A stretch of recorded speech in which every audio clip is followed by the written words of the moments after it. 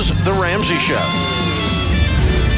You can be intentional about your character. You can have money and a career. You are the hero in your story.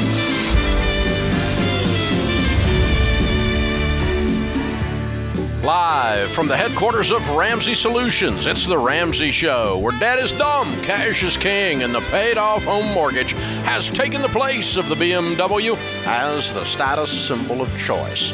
I'm Dave Ramsey, your host. George Campbell, Ramsey Personality, is my co-host today. He is also the host of the Fine Print podcast on Ramsey Networks. Be sure you check it out so you know what the fine print says, baby. It's a free call here if you want to talk about your relationships, your mental health, your job, your career, your money. We talk about all of it right here. It's called The Ramsey Show. We talk about you right in front of you, baby. The phone number is 888-825-5225. That's 888-825-5225. Henry's with us in Chattanooga. Hey, Henry, welcome to The Ramsey Show. Hello. Hi. I've got a question. Can you hear me? Yes, sir. Henry, are you there? Okay, I've got you. I'm sorry. That's okay. Yeah. I had a question. I'll try to make it quick. Would it be wiser to try to pay my house off, or would you rather me buy another house as a rental investment? I'd love for you to do both, but in the order of paying off your own home first. Okay. Yeah, okay. It's what I did. It's what I did. We teach people to avoid debt, and the shortest way between where you are, the shortest distance between where you are and wealth is to get out of debt and to stay out of debt. So I want you to buy rental property. I want you to pay cash for it after you pay off your house. Yeah. And a lot of people, they call us, Dave, and they've already got the investment property, and so we're not going to yell at you. We want you to get out of all of the debt, but if you haven't done it yet, the way to do it is pay off your own mortgage first, save up, and pay cash for the next one, and guess what? It's going to take longer. It could take 3, 4, 5, 6 years to do that, but that patience is going to pay dividends when you own all of the income coming in from that property. And Henry, let me expand. Would you permit me to expand on that just a second? Here's the thing. I own a whole bunch of rental property today, and I've been in the real estate business my whole life. I did it with debt and went broke. Later on, I've done it without debt, and I get to keep it all. And so 100% of the foreclosures occur on a home with a mortgage. We've done research. So the thing that happens is this. When you're managing, this is speaking as a landlord that's done it for years, when you are managing a piece of rental property that has zero debt, it changes several things you're going to do. Number one, the repairs that need to be done are easy to do. Number two, the cash flow on the property, 100% of the rent goes in your account. You don't have to pay a payment. Right. And so it changes the cash flow returns dramatically. And here's the other thing that's very weird. You are never desperate for a tenant, so you wait to get the best possible tenant. You don't take somebody that's got like 3 degrees of sketchy and put them in there because you need to make your payment. You're never desperate, and so you don't get into sketchy tenants. You end up with better tenants, and let me tell you what that transfers to. Fewer repairs and more money. And so it is a slower way, but it's a peace-filled way to own rental property because when I'm writing a check to that heat and air guy, I'm not sitting here going, gosh, I got to make a payment. I'm going, all right, let's get the right thing for the heat and air because I'm going to own this house for 10 years. I want to do the right repair. I don't want to patch it up to get by. I want to do the right repair the right way at the right price. I'm not going to put you in my house if I think you're sketchy just because I need to make the payment. I'll wait on somebody that's not sketchy. Non-sketchy renters are better, George. I like those. And desperation is always going to lead to some poor decision-making. Yeah, I usually get stupid right after I get desperate. That's been the pattern of my life. It's a kissing cousin of stupid. If I get desperate, if I get freaked out and terrorized, a lot of people did that around COVID. They got stupid because they got terrorized. They were freaked out. They got fear. They're watching fear porn on the TV all day long. You're going to die. You're going to die. You're going to die. You're going to die. You're going to die. You're going to die. And then they got in freak out mode and they did some really stupid butt stuff. Yeah. But it was all based on your brain shuts down. The critical thinking portions of your brain shut down when you're afraid, and desperate is a form of afraid. And so, anytime I feel pinned against the wall. I'm forced to do this. The number of times I've taken calls on the air over 30 years where somebody says, Dave, I know the car is 18% interest, and I know I paid too much for it, and I know I should not have bought this much car, but Dave, the transmission broke and I had to get to work. I was forced to buy this car. And I'm like, forced? Isn't that an interesting language choice? Yeah, it sounds like someone's got a gun to your back going, you better buy this car at 18%. And that's how it felt emotionally, and your brain shut down and allowed you to just go over here and check about 6 stupid boxes and call it smart. Yeah, it happens with cars all the time, and real estate is probably second there. Yeah, I mean, anything we do around money or life for that matter. I mean, I've seen people pick out the wrong mate because they didn't think they were going to get one, and they got desperate. And they took, the sketchy mate, and that's not a good idea. That's worse than a sketchy renter. That's true. Harder to get rid of, too. Much more expensive. Brooke is in Claremont, Florida. Hey, Brooke, what's up? Hi, how are you? Good. How can we help? So my question is, I have a 2021 Honda for lease. I actually just quit my job because I couldn't take it anymore, and Honda's the only one that can pay off my lease. I just don't know what to do. Obviously, I need a car. I don't know if I should finance something through Honda because they'll give me my payoff if I have them buy it. But I'm kind of stuck. I don't know what the best thing to do is. Wow. How much is your car payment? It's $678. Wow. I can't breathe. And you quit your job so you have no income? I do. I got a serving job, actually, so okay. How old are you, 23? I'm 24. 24, yeah. Almost like I've done this before. Wow. You got to be pretty scared right now, kiddo.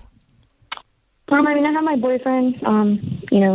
He's there for me. We've been dating for a while. We just bought a house, so I just know that my car... He just got a house?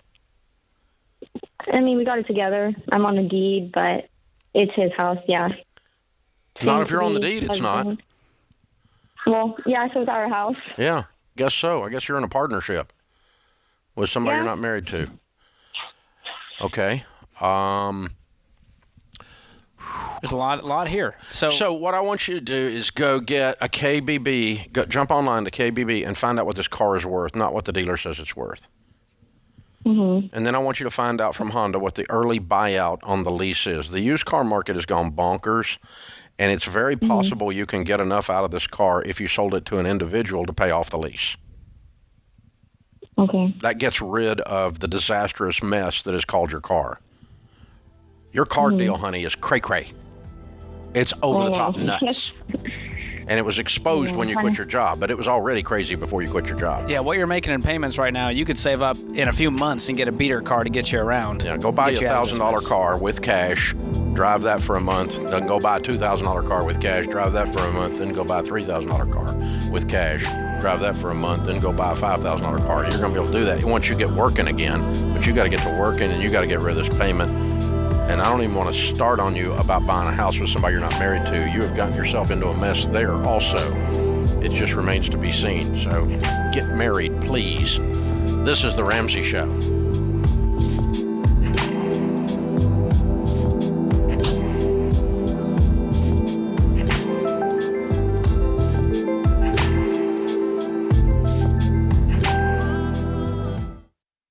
Chaos. That's what it can feel like when your business is growing so fast you've outgrown your financial and accounting software.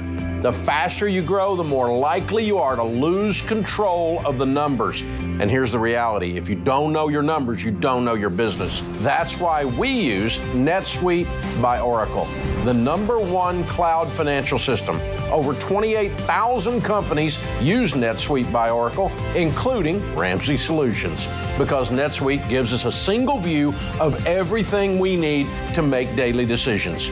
Whether you're making a few million to hundreds of millions a year, NetSuite gives you the visibility and control of the things you need to grow, like your financials, inventory, HR, planning, budgeting, and more, all in one dashboard. Go to netsuite.com/Ramsey right now to get their free white paper. Jumpstart your CFO career.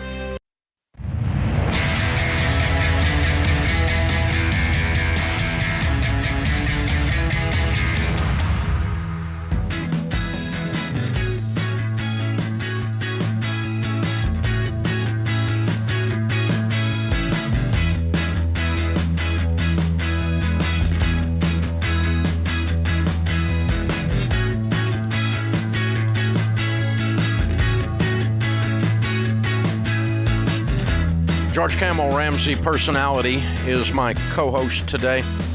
George, I feel a little bit like we didn't have enough time to address all of the things going on in that young lady's life. So I think three things stuck out immediately in the call.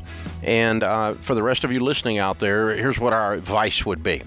Number one, never buy a house with someone you're not married to. Yes, that can create a whole slew of problems. But like she was saying, she's on the deed. And I don't know her situation on the mortgage, but if this relationship doesn't work out, this is a nightmare and someone's getting kicked out of their home. Yeah, and they're also going to continue to own a home that they no longer live in and possibly be on the mortgage. And so basically what you've formed in legal terms is a general partnership, and you have no partnership documents. When you are married, there's a whole group of laws that surround your rights to protect you. When you are two single people buying a house together, you are forming a general partnership, and if you don't have general partnership documents, there is nothing to dictate what happens. And so he beats the crap out of you and starts doing cocaine, kills your dog, and you run off into the distance. You're on a mortgage with him, and you own a house with him, and you can't do squat about it. You're stuck.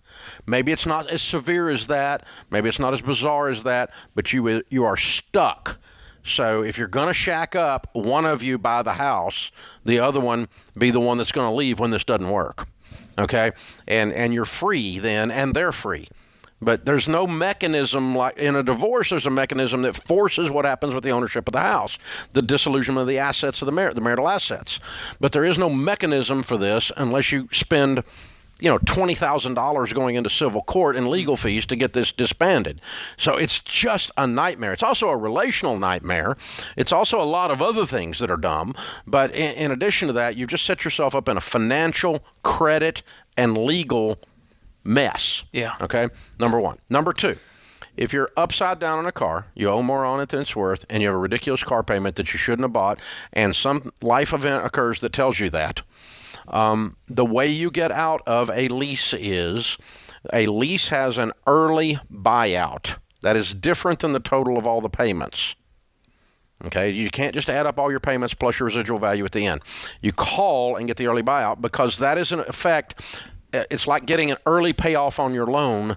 When you pay a loan off 3 years early because you're selling it, you don't pay interest on all of those 3 years. And a lease doesn't technically have interest, but has cost of capital built in. And so it is a reduced amount when you pay it off early, an early buyout. So you need that number, it's your payoff figure, and you need what the car is worth. In today's weird world, for the first time in 30 years of doing this show, you might actually get more for the car than the early buyout is. Because of how used car market. Because the inflated prices on the cars. And so with her little Honda, let's say that little Honda sells for $38,000 and the early buyout is $36,000, then you could sell it to anyone for $38,000, but you have to give Honda the $36,000, which is the early buyout. You put $2,000 in your pocket in that case. Get you a beater car. If the early buyout is $36,000, you sell it for $34,000, you got to come up with $2,000 to pay the lease out so that the new buyer can get a clear title. You do not have to sell it to Honda. Yeah, she don't said want there's to go only one option, which from there a wasn't. frying pan into a fire and go finance another car if you're getting out of a mess. You go get a beater, a garage sale car that has a horrible color and is mechanically reliable, and you pay $750 for it at a garage sale. And it's a 1974 Ford. Okay, but it drives perfectly, and you're not going to keep this car. You're going to give it a name, and you're going to tell your grandchildren what you used to do. Back in the day, back in 22, I drove a car that was bird egg blue. We called it Old Blue. You'll be telling your grandbabies this someday, and this is the kind of car you need to buy when you're getting out of this mess. Number 3, don't quit your job. unless you have another one lined up. Yeah. She's relying on the boyfriend at this point. Now you're really trapped. You got Honda around your neck. You got him around your neck. You got a mortgage around your neck. And you're going to get in panic mode. And just like we were talking about before we picked up the call with her, as soon as I get desperate, I get stupid. So I want you, listen, unless you're being harassed physically or asked to do something criminal, I just couldn't take it anymore. That's not no, you don't quit. Suck it up, Buttercup, and stick it out 2 more weeks for your, I can't take it anymore, and go get you another job doing something before you just walk out cold. Yeah. And that's the power of the baby steps, is you have options. When you follow these steps and you're debt-free, you got the emergency fund, you can breathe. And you might be able to quit that job and step into something else. And Ken Coleman talks about that all the time, bringing the boat close to the dock and having a plan. It would take 48 hours to land another job in this world. And you're going to interview different while you still have that job. Take some of your vacation time and go interview. Take a day or 2 off and go PTO time, whatever it is, and go interview. Go get something else landed. So Proverbs says, he who is impulsive exalts folly. Folly, I have been impulsive, and I have exalted folly. What that means is a folly is the verb of a fool in action. So when I am impulsive, I am, by definition, a fool in motion. A fool in motion. I like that. And so, impulsive is not, I just live free. No, that's just immaturity. And whether you're 54 or whether you're 24. And so I'm not picking on her. I'm just saying, some of you listening out there, these are some life lessons. You should listen to this show because it's entertaining. Thank you. But you should also walk away from the show every day going, I just learned something. I want to be less foolish and a little more wise. That's my hope. Less impulsive. Yeah. Yeah, a little more grown up. I'm going to slow down just a little bit. I'm not impulsing a car. I'm not impulsing a house with a boyfriend. I'm not going to quit my job because I had a bad day. Just calm your butt down. I mean, really. This is just, I feel so sad for her. She's just got a mess on her hands. And I'm not picking on her, y'all, because I was a lot worse than her when I was 24.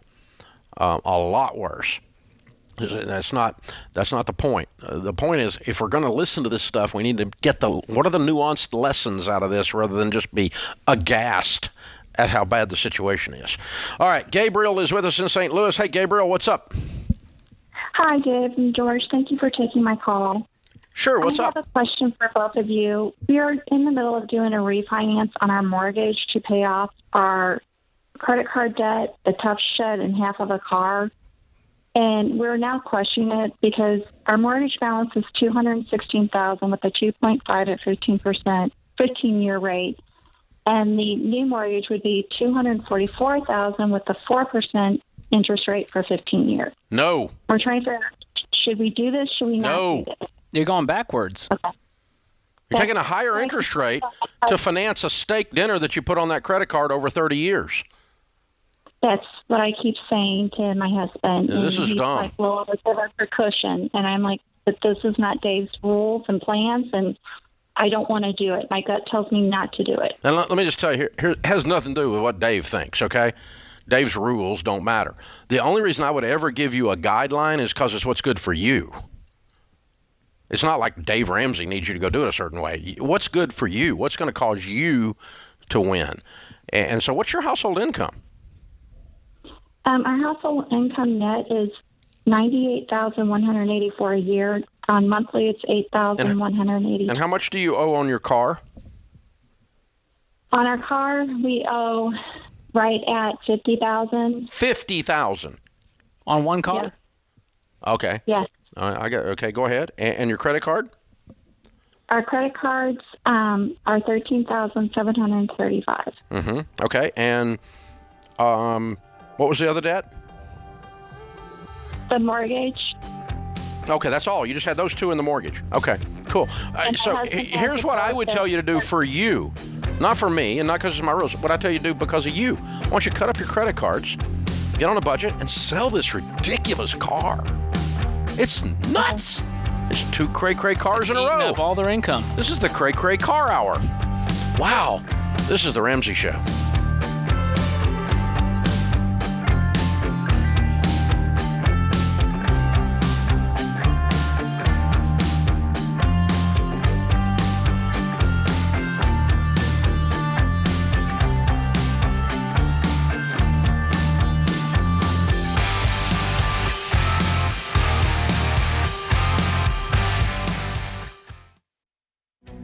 If you're looking for ways to update your home without blowing the budget, I've got it. For years, I've been telling you about our friends at Blinds.com. Blinds.com makes it simple to shop top quality blinds, shades, and interior shutters from home with easy online ordering and free shipping. With Blinds.com, there's no need to renovate your entire home. Just change out what's on your windows with upscale choices like faux wood blinds, cellular and roller shades, or even outdoor shades. Plus, Blinds.com guarantees the perfect fit, whether you do it yourself or you have them measure and install everything for you. Shop their latest looks and see how much you can save at Blinds.com today. The easy and affordable way to make your home more beautiful is Blinds.com.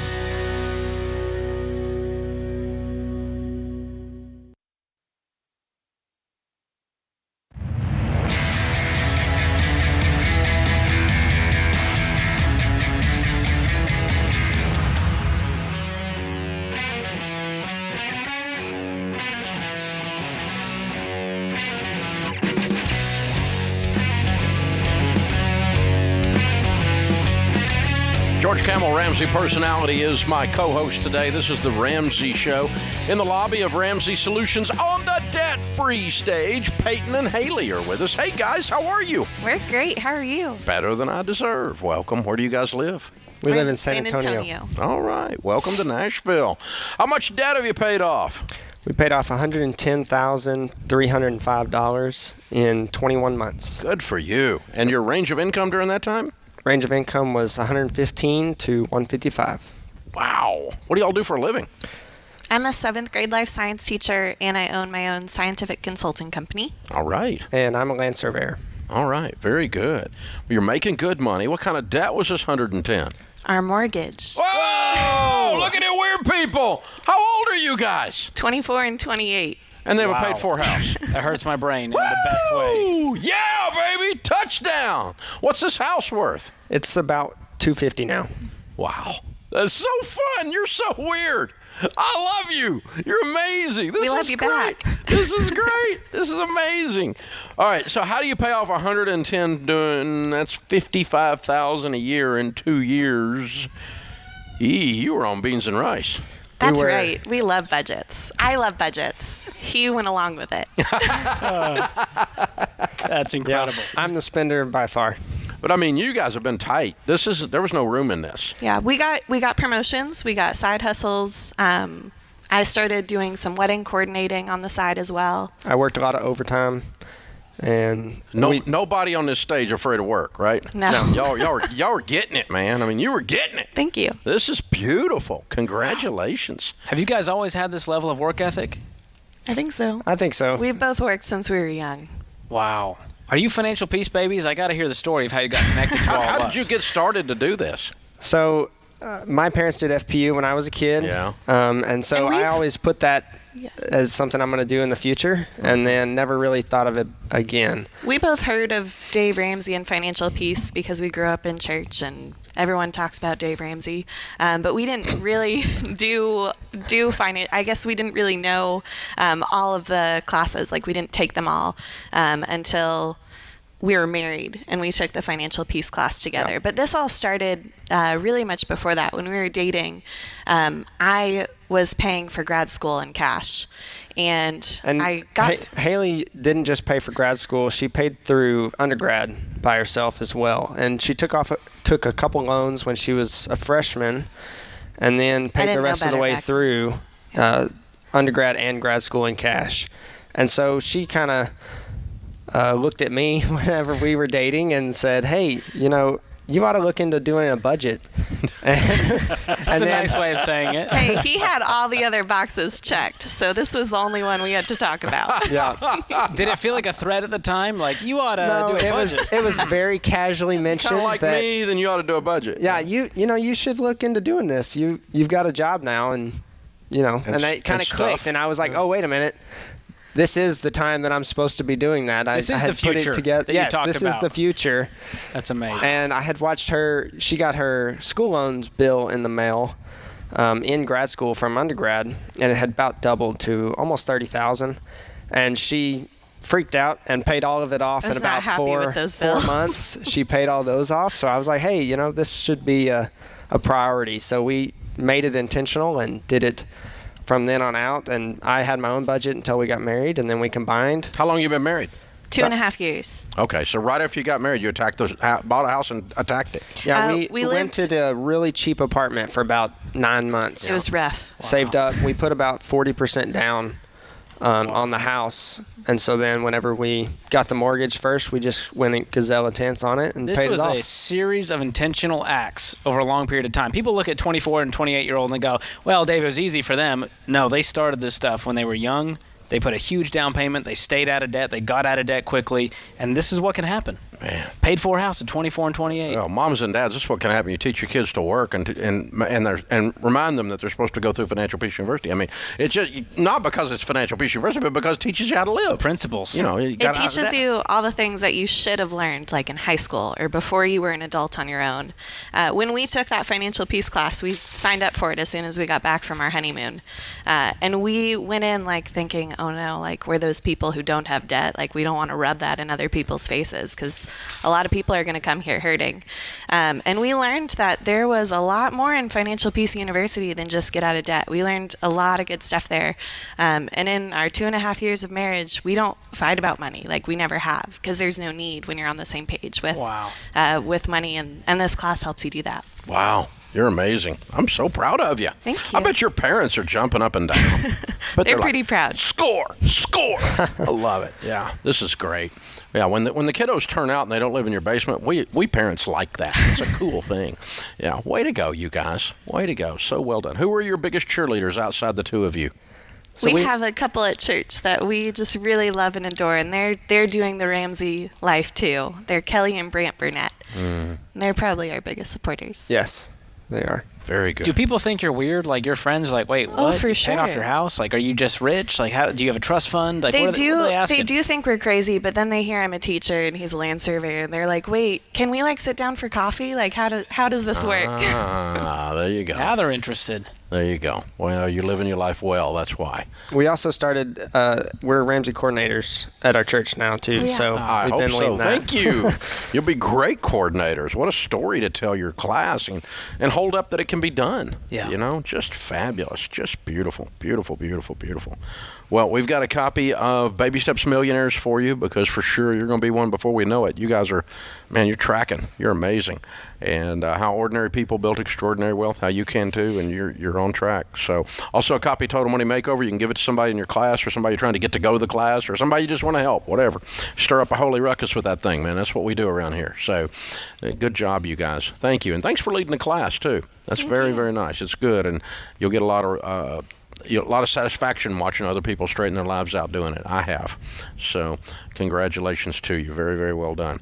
All right. It's an incredible power couple right here. Seriously. What, 24 and 26? 28. 28. 24 and 28. A paid-for $250,000 home in San Antonio, Texas. Oh, I know what I wanted to ask you before we count that down. You said we stayed in the cheap apartment. Tell me about the cheap apartment. We did. Our apartment that we rented after marriage was about $150 a month. No, Lord. $850. I Oh, was sorry. like, wow. $850 a month. $150 would be really cheap. But Yeah, $850 is cheap. Well, but- $850 was as cheap as we could find. We signed the lease, and then we told our family where we had signed the lease. And the neighborhood, and they The went neighborhood. bonkers. They're like, you can't live there. That's high crime. yeah, they were not pleased. But it was fine. There was a That's why we told dumpster you fire. afterwards. And other than that, we were good. Yeah, you always talk about the year of the dumpster fire. New Year's, when we came back on New Year's Day from the party, there was literally a dumpster fire in our apartment complex. A real one, not a metaphorical real one. Beginning Yeah. of 2020, we were like, The night we should have known. After midnight. Yeah, that's the scented candle for 2020, yeah. Oh, my gosh. Wow. So it was, but nobody got hurt. It was safe enough. Safe enough? It was safe enough. Yeah, I mean, we checked that before we signed the lease. It was good. decently clean. You didn't check in with your family because they had a cow. Yes. That's Yeah, true. so you lived there how long? 6 months. 6 months. 7 months. And saved up 40% down payment. That's what I'm talking about. All right. Sacrifice. I want to get that because I said cheap apartment. I want to know what it meant. Okay. Because, well, there you go. Well, all right. Peyton and Haley, San Antonio, Texas, $110,000 paid off in 21 months. House and everything. 115 to 155. Count it down. Let's hear a debt-free scream. 3, 2, 1. We're debt free. Yeah!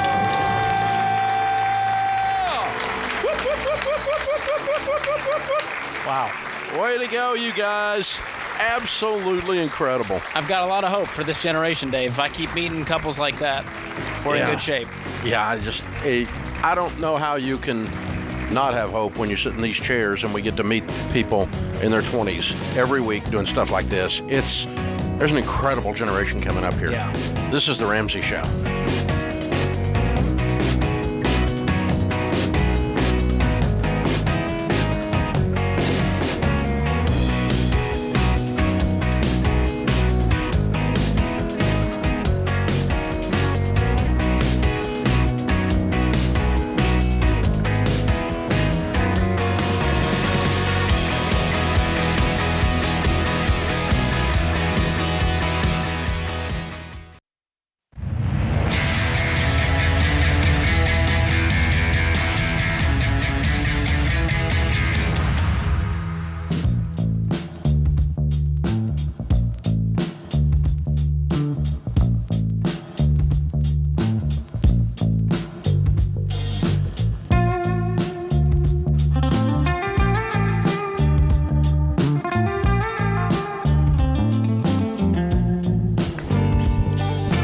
Thank you for joining us, America. The phone call is free, and some say the advice is worth exactly what you pay for it. The phone number is 888-825-5225. George Camel, Ramsey Personality, is my co-host.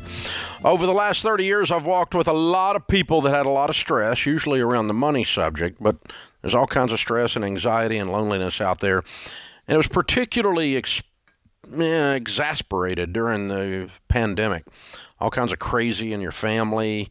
People had lies told about you by well-meaning people or not so well-meaning people. It's wild out there. There's so much hate and anger. The good news is Dr. John Deloney can show you how to change your future. His new book is called Own Your Past, Change Your Future. And Dr. D is rocking, man. His podcast is exploding. The new book is available for pre-order right now. Help you deal with all kinds of different trauma, how to get connected to a community that makes friends and actually make friends as an adult, and the steps that you take to change your thoughts, your actions. It is possible to be well, and you deserve to be well. Your mental health does matter. The book, again, is Own Your Past, Change Your Future. It's on pre-sale right now for $20, and with it you get a 1 month of weekly therapy from the folks at Better Health. And, of course, you also get the ebook and the audiobook, all for $20. It's a great deal. Our question of the day comes from Blinds.com. They have a 100% satisfaction guarantee. If you mismeasure, you pick the wrong color, they'll remake your window blinds for free. You get free samples, free shipping, new promos all the time. Use the promo code Ramsey to get the best deal. Today's question comes from Steve in Oklahoma. He asks, I'm 72 years old and my wife is 70. We're both in good health. We have a combined retirement and Social Security income of about $140,000 a year. We own our home outright and have no debt. We have about $100,000 in Roth and $1 million in traditional IRAs. Our wonderful, I know. Way to go, Steve. Our wonderful financial advisor is recommending a distribution of no more than 4%. We're looking at about 5% to enable us to travel while we're able to. What is your recommendation on the maximum annual distribution? It's a great question. And they're in a good spot. And so this makes me feel better about saying, sure, $40,000 versus $50,000 on the distribution is what they're really asking, right? On, let's say, the $1 million in traditional IRAs, that's going to be taxable. Mm-hmm. This doesn't feel like a big portion of their world if they've got, the $140,000 income. So if the money is invested in good mutual funds and it's making, average market returns of 11%, 12%, why can you only take out 4%? Just fear, I think, is the main reason people do it. Why would Inflation. the financial advisor say that? He gets more money? Is that how that works? Possibly. or possibly he is a financial planning lemming. You know what a lemming is? That's an old school word. These are small rats that run in herds and follow each other over cliffs. That is the funniest way I've heard to describe financial advisors. And so, meaning you go along with the crowd. You go along with the crowd. You go along with the crowd. And you don't even ask why. You just go along with the crowd. And so you don't want to be sheeple. So here's the thing. That is a standard thing in financial planning, 4%. Because after inflation and after poor rates of return on the portfolio, you're still going to be okay at 4%. But by God, 5%, you're going to sink it. You know, which is completely asinine. This is ridiculous. They're going ultra obviously, conservative here. Steve, you are smarter than your financial advisor because you have more money than he does. And you've done a better job than he has. So you can kind of tell him what to do with your money. Be real comfortable doing that. And, dude, if you want to pull out 6%, it's okay with me. I think you're going to be okay. If you want to pull out 10%, you're not going to destroy the portfolio because, dude, I mean, you're 70. What are you going to live to, 170? You know, you're not going to wind this thing down Now's in 25 the time to years. use it. You're not going to tear the principal up in 25 years even doing that. So you can be in a position to enjoy your life. And so I would suggest 5, maybe 6% drawdown on this if you've got it invested in good mutual funds that are giving you market rates of return. And I also would suggest that your wonderful, that's what he called him, right? Wonderful. Yeah, those were not my words. Wonderful financial advisor have a good explanation for why he's giving you these numbers. If you're getting an 11 or 12% rate of return, why are you suggesting that 5% is going to destroy my life when 4% does not? It's not logical. 1% is not life-changing either way. Well, it's not logical. There's nothing. It's only based in, that's a standard card you pull industry standard, out of the file in the industry. I am curious, Dave, would you say what's strategically the best route to go using the Roth portion first versus traditional in retirement? The traditional's got a mandatory distribution anyway. You know, at 70.5 that he's going to have to begin, and so I'm going to start there and at least do the mandatory. The Roth is tax-free and will pass tax-free. I'm probably going to use the traditional. I'm probably going to go ahead and pay the taxes on it and pull out enough to pay the taxes on it before I touch the Roth and let the Roth continue to grow tax-free because it will pass to your heirs tax-free as well. So that's the good news on that account. Good deal. So good question. Wyatt is with us in Omaha, Nebraska. Hey, Wyatt, welcome to the Ramsey Show. Hey, Dave. How are you guys? Thank you for taking my call. Sure. What's up? So I had some question about. I had a question about some debt that my wife and I have. We have about $34,000 in combined debt, mostly consisting of my student loans and the remainder of my car loan, and a little bit of that is the minimal amount she owes on her car right now. My student loans sit at about $9,000 remaining right now. My car loan is about $19,000 and her car is about $6,000. Our total household income is a little over $100,000 a year. And we've been saving for the last year, and we have about $35,000 saved between the two of us right now, and none of that, no credit card debt, no mortgage at the moment. My question is whether I should, just bite the bullet and pay off the remainder of my student loans while there's 0% interest right now, and then focus on the car loan after that, or if I should take advantage of the car market right now and possibly sell my car because the Cully Blue Book value is about $37,000 for it. Whoa! For it. Car's worth $37 and you owe $19. Yeah, and you're clearly not in love with the car. Well, I've been thinking about, how to get rid of some of my debt, and it seems like it could be a possibility to. So tell me the numbers again. It was 19 on the car, and what else? Student loan was 9. $9,000 on my student loans. And what was hers? 19 is what I owe on the car, and her car is $6,000 left. 6, so 15. And you've got the cash to pay this all off today. Just write a check, dude, and be out of debt. You see, that's my thought. What are you saving up for? What's your deal? Well, so we want to buy a house. Well, you're broke, man. You can't buy a house. You got to get out of debt. That's not house money. That's paying off debt money right now. Sure. Yeah, of course. Write a check today and be debt-free, and then get yourself on a budget and save up your emergency fund of 3 to 6 months of expenses, and then start saving for your house down payment. You were able to save up $35 while making all these payments. Now imagine all of these payments are freed up. and you save up this 35, Sure. and it's going to turn into 50, 60 real fast. Yeah, that's a good way to look at it. I've recently started, listening to you more often. My wife's listened to you for a couple of years, and she read Total Money Makeover, and I've started reading it right now. And, it's just opened my eyes a little bit. I think the good thing is we don't have any credit card debt. We don't use them too often. We only have one. And that doesn't change the answer, though. Of course. Yeah. Yeah. Answer is So, when you get off the phone, are you going to get out of debt? I believe so. All right. And cut up the cards while you're at it, just Go for ahead fun. and cut them up. Get on a budget. Get on a debit card. Fix your emergency fund up to 3 to 6 months of expenses, and then let's get this thing moving and get your house down payment saved. Dude, you're making a lot of money, and you've really done a pretty good job overall. The good news is you got this big old savings account, and you can just wipe it out, baby. You can just how long take you to get out of debt? Minute and a half. That's a good deal right there. Minute and a half. I worked my debt snowball in a minute and a half. You don't need the credit card when you're debt-free making $100K. You become the bank. I like that much better. Ding, ding. Love it. Wow, well done. Well done. This is The Ramsey Show.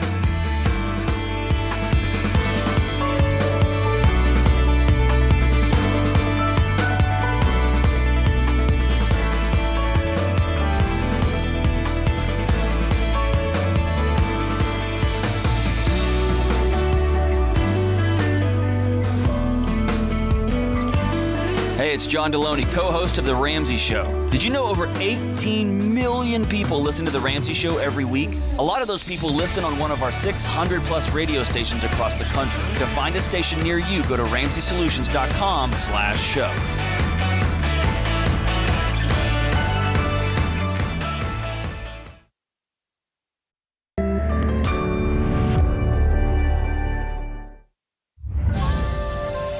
This is The Ramsey Show. You can be intentional about your character. You can have money and a career. You are the hero in your story.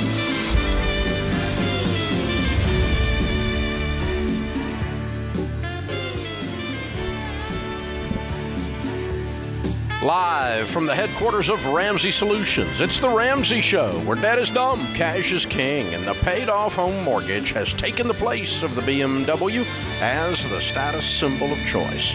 I'm Dave Ramsey, your host. George Camel, Ramsey Personality, is my co-host today as we answer your questions about your relationships, your life, your mental health, your money, your work, your career, everything about you.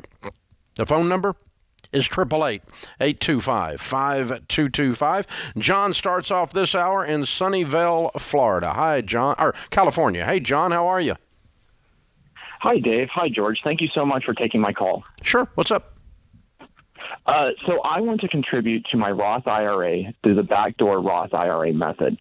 But the problem is that I currently have funds in my traditional IRA. So if I attempt to do a Backdoor Roth, I would trigger a pro rata rule.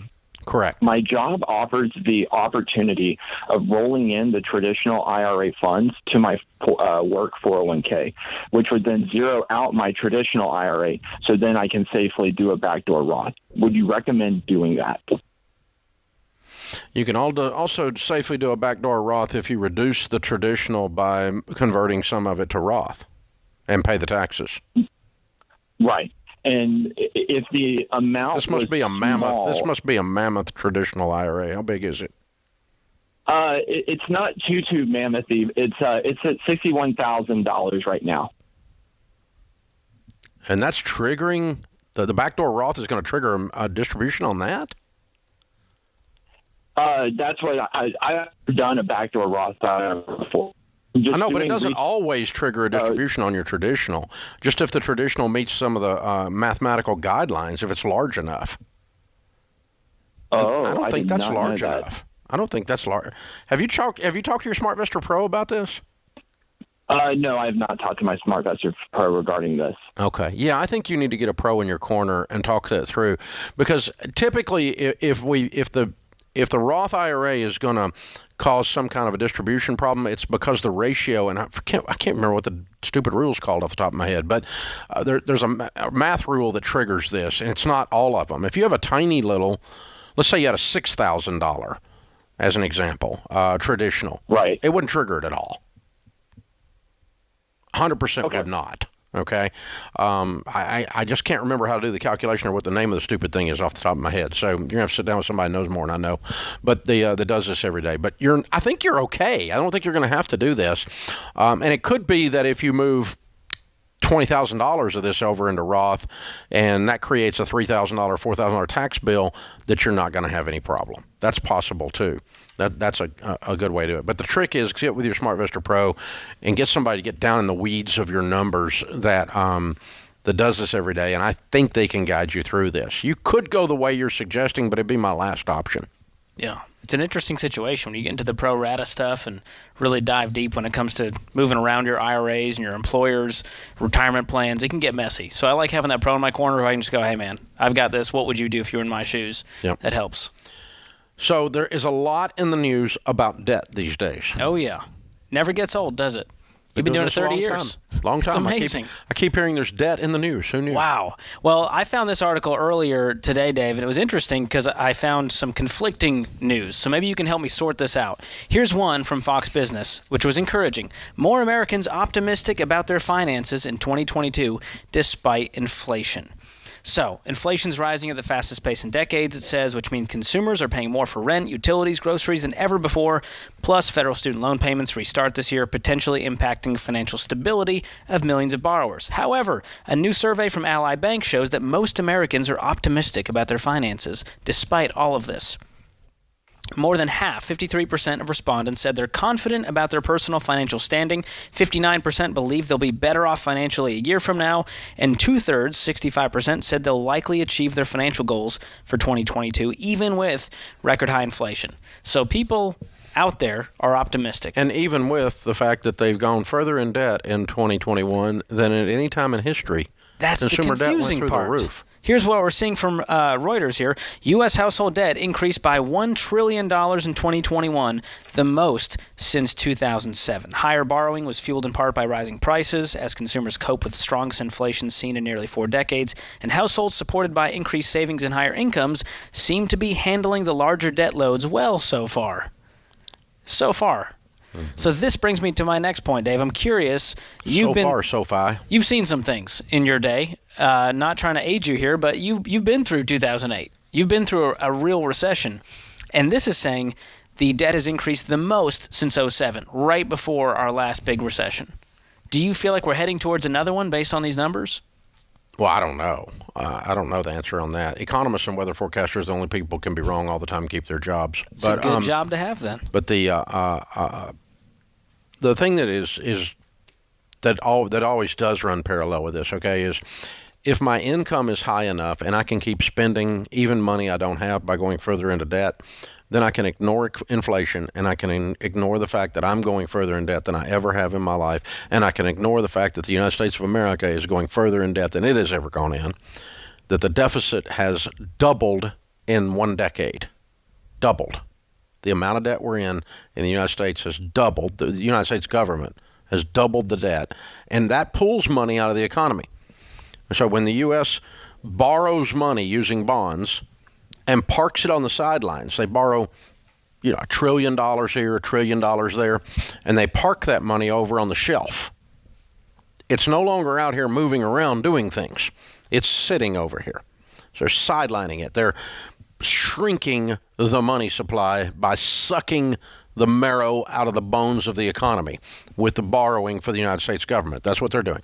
Then add to that the consumer's doing the same stupid thing, only the consumer's stimulating the economy because they're buying things in the economy, and that's cycling. Yeah. That money's cycling. So when they spend money on a car, even if it's borrowed money, that car purchase goes into a car company, which goes into car company salaries, which goes back into the rest. That guy working at the car company on the Toyota line can go out and buy a steak, and which, by the way, doubled too. And so because they must have universal wage and at the cattle farm. So, wages are impacting all of these prices left and right. So we're making more, spending more, and spending more due to inflation as well. And so what we've got here is we've got a recipe for a comeuppance. It's a good way to say it. Sounds like Winnie the Pooh. Yeah. Comeuppance. A comeuppance is coming. It's a heffalump. It's a comeuppance is coming. The heffalumps are coming. We've got record low interest rates. That's what's happening, because what you're doing is, think about this just on an individual level. All right. Think about your friend who's borrowing himself into oblivion. He's going to get the car payment. He's going on vacation on a credit card, and you can just watch him. He's heading to the wall. He's going to hit the wall. He's going to hit the financial wall, and you can't stop him because he feels good, because he's making more money than he's ever made in his life, because he just got out of college, and he got a big job, but he's spending more. He's spending like he's in Congress, and a comeuppance is coming. You know that on an individual basis, and that's what this says on a macro basis. Wow. So it doesn't matter how you feel about finances. What are you going to do about it? Are you going to rely on the economy to decide to dictate your financial goals? Not me. Please, no.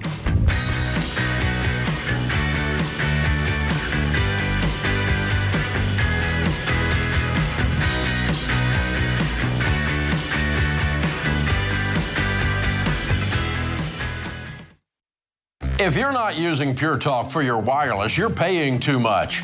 Pure Talk gives you the same great 5G coverage on the same 5G network as one of the big guys for half the cost. The average family saves over $800 a year.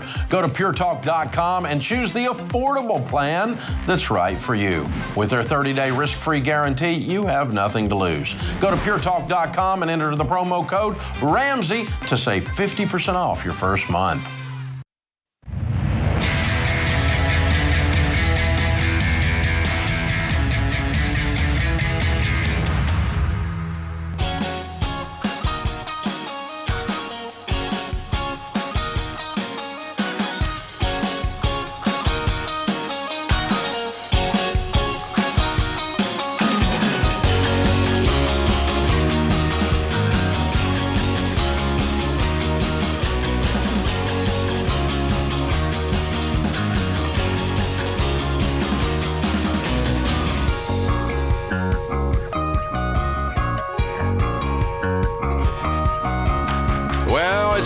Season. I don't know anybody loves that, unless you're an accountant, that is.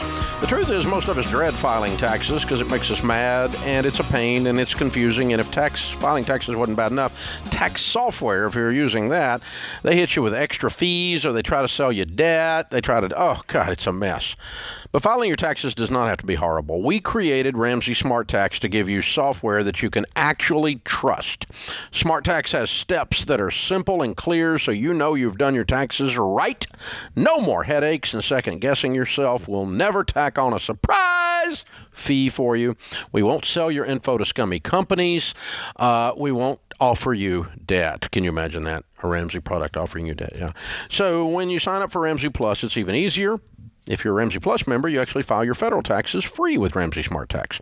So don't get taken advantage of by your tax software ever again. Start your free trial of Ramsey Plus. File your taxes free at RamseySolutions.com/Ramsey Plus. RamseySolutions.com/Ramsey Plus. Get in the free trial. Do your taxes on Ramsey Smart Tax for free. There's a lot of Ramsey and all of that. We like to include that. Just make sure you know where it's coming from. For sure. Pete is with us. Pete's in Chicago. Oops, that's not good. I can't get rid of it. Can you? Thank you. All right. Geez, what an it. Pete is in Chicago, I think. Pete, are you there? No? Still. Okay. One more time. We got him. Dave has not been doing talk radio but for 30 years, and he can't push the right freaking button. It makes me feel better. Pete, how are you? About your same age, Dave, and I'm electronically challenged also. Well, thanks. You and I are a pair, brother. So we'll try to get through this together. George will help us. I'm IT today. All right. What's going on? Here's my question. But I imagine it's too late to do much. I was coming back through Iowa right before Thanksgiving, and my Duramax pickup truck broke down. Went into a dealership. They put a part on it that was wrong. I end up spending a night in a hotel. I end up having to have someone come get me. I don't get it back until New Year's Eve. And as this whole thing went on, they said, we got to compensate you somehow. We got to compensate. I'm working with customer service for this company. And they want to give me $100. And I'm talking to them on my way to go get the pickup truck. And I said, something's got to be settled before I pick it up, or you won't do a darn thing for me. they put parts on that I didn't need because the computer told them to. Any ideas what I can do, Dave?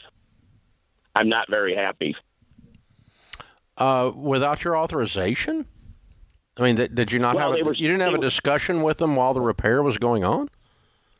Well, yeah, the computer said this is the part it needs. So I said, what, do I have a choice? And then, well, no, now it was this part the computer said it needed. And the computer was totally wrong. They called the engineers, and the engineers didn't know what was wrong with it. The technician found the part on his own. And I get a $6,800 repair bill before I can drive it out of there. Whoa. Yeah. I had called Ford and Dodge. I emailed them and asked if they wanted to trade me pickup trucks. I'd give them this one. We could do a commercial that Brand X had a pickup they didn't know how to fix. Man, this is a bad situation. So you got 6,800 in repairs now. The service department not only did not, I mean, you had no idea this bill was this high. No. I knew the first $1,000 part. And then the parts that it took to finally fix it, they claimed was $3,000, which the service department, I can't really complain to them because they did what the company computer told them to do. You know, they plugged it into the computer as they do nowadays, and the computer was telling them what parts to put on. But then their own technician also figured out that that was not what was wrong with it, that it was other stuff. He found out eventually it was other stuff when the engineers at the head company couldn't figure it out. They threw their arms up. Okay, so why are they trying to charge you for parts it did not need to require the repair then? They should just take those back off. I had to pay the bill before I could drive it out of there. Oh, so you've already paid the bill? Yeah, I went to get it New Year's Eve. Yeah. Okay. They had it 5 weeks. Yeah. I guess what I'm doing is I'm having a discussion with Dodge, and I'm having a discussion with the general manager of the dealership by phone. It wasn't a Dodge truck. Huh? It wasn't Chevy? a Dodge. Well, I don't want to say. Okay. I don't care. Yeah. What is it? You can guess. It was a Chevy. Okay. Yeah. Then I'm sorry. You said Duramax. So talk to Chevy. Yeah. I mean, General Motors has good regional people to deal with complete screw-ups like this. I worked with a lady in customer service the whole time. We talked every week. Yeah, this is beyond her, though. This is over her pay grade because they're going to need to write you a check. So somebody's going to write me a check for about half of this bill and refund, but it was not needed because I can put the tech on the stand in court, and the tech will tell me what it took to fix the car, and that they've overcharged me $3,000 worth of parts that weren't needed to fix the car, and then they're going to lose the case. And by the way, General Motors, nor does this dealer want to be in court over overcharging the consumer for this. They just messed up. Now, what they need to do is make it right. The dealership, I got no problem with them. I think they went above and beyond for me. They did. I got a problem with you. They charged you $6,800 for a repair that should have cost $3,000. But the computer told them what I don't give a crap who told them to do it. The end result is they screwed you. It's their responsibility. And they knew it was happening. And I'm talking to computers don't run this place. People run the place. We tell the computers what to do. That's how life works. So, no, yeah. I think the general manager and you need to have a conversation. You and Chevy Regional, not customer service, need to have a conversation. And somebody needs to talk about, okay, the computer program, the diagnostics are screwed up. And based on your computer program being screwed up at the manufacturer's level, Chevy's level, then you need to, you guys did a wrong repair and you overcharged me and you need to refund me for that. And I don't care if Chevy writes the check or the dealership writes the check. I suspect it'll be Chevy because they'll probably cover for the dealer because the dealer was doing what Chevy told them to do. So that's, I guess, is how it'll go down. But I got to tell you, man, truthfully, I'll be shocked if you don't get some resolution if you lean in on it. And just make it a very simple thing.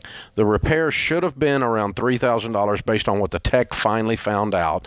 The tech and the service bay were misled by a faulty computer by a faulty computer diagnosis. That's your all's fault. It's not mine. I'm the consumer, and you need to make this right. and somebody needs to write me a check back. I shouldn't be charged for these parts that were not needed for the repair.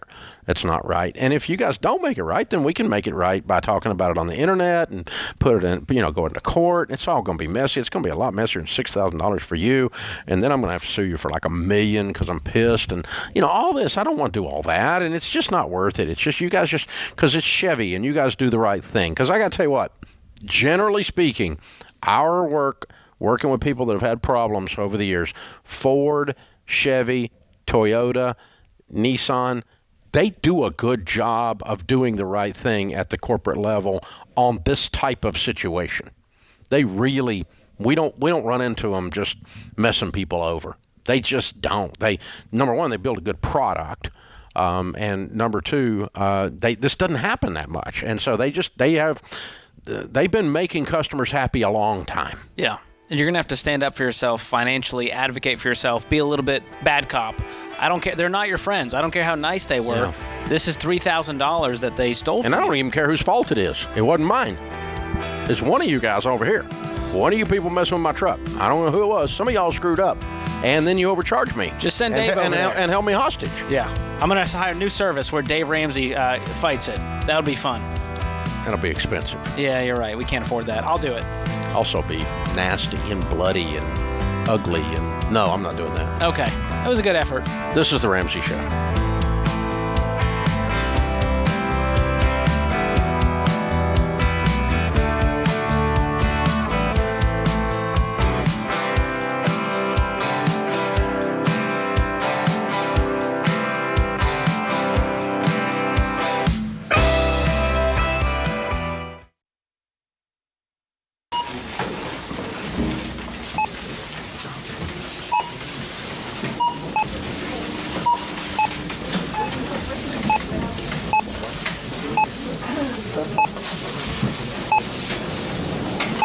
Still on baby step number 1, eh?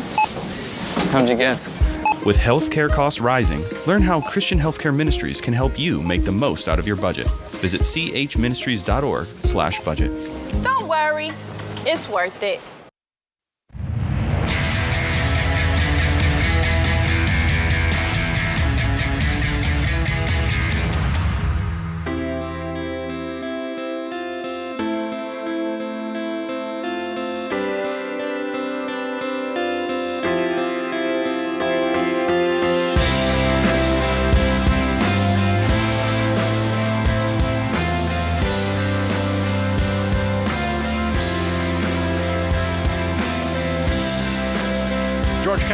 Personality is my co-host today here on The Ramsey Show. I'm Dave Ramsey in the lobby of Ramsey Solutions on the debt-free stage. Austin and Laura are with us. Hey, guys, how are you? Fantastic, wonderful. Dave. Welcome. Where do you guys live? About an hour south of Kansas City, Missouri. Okay. What town?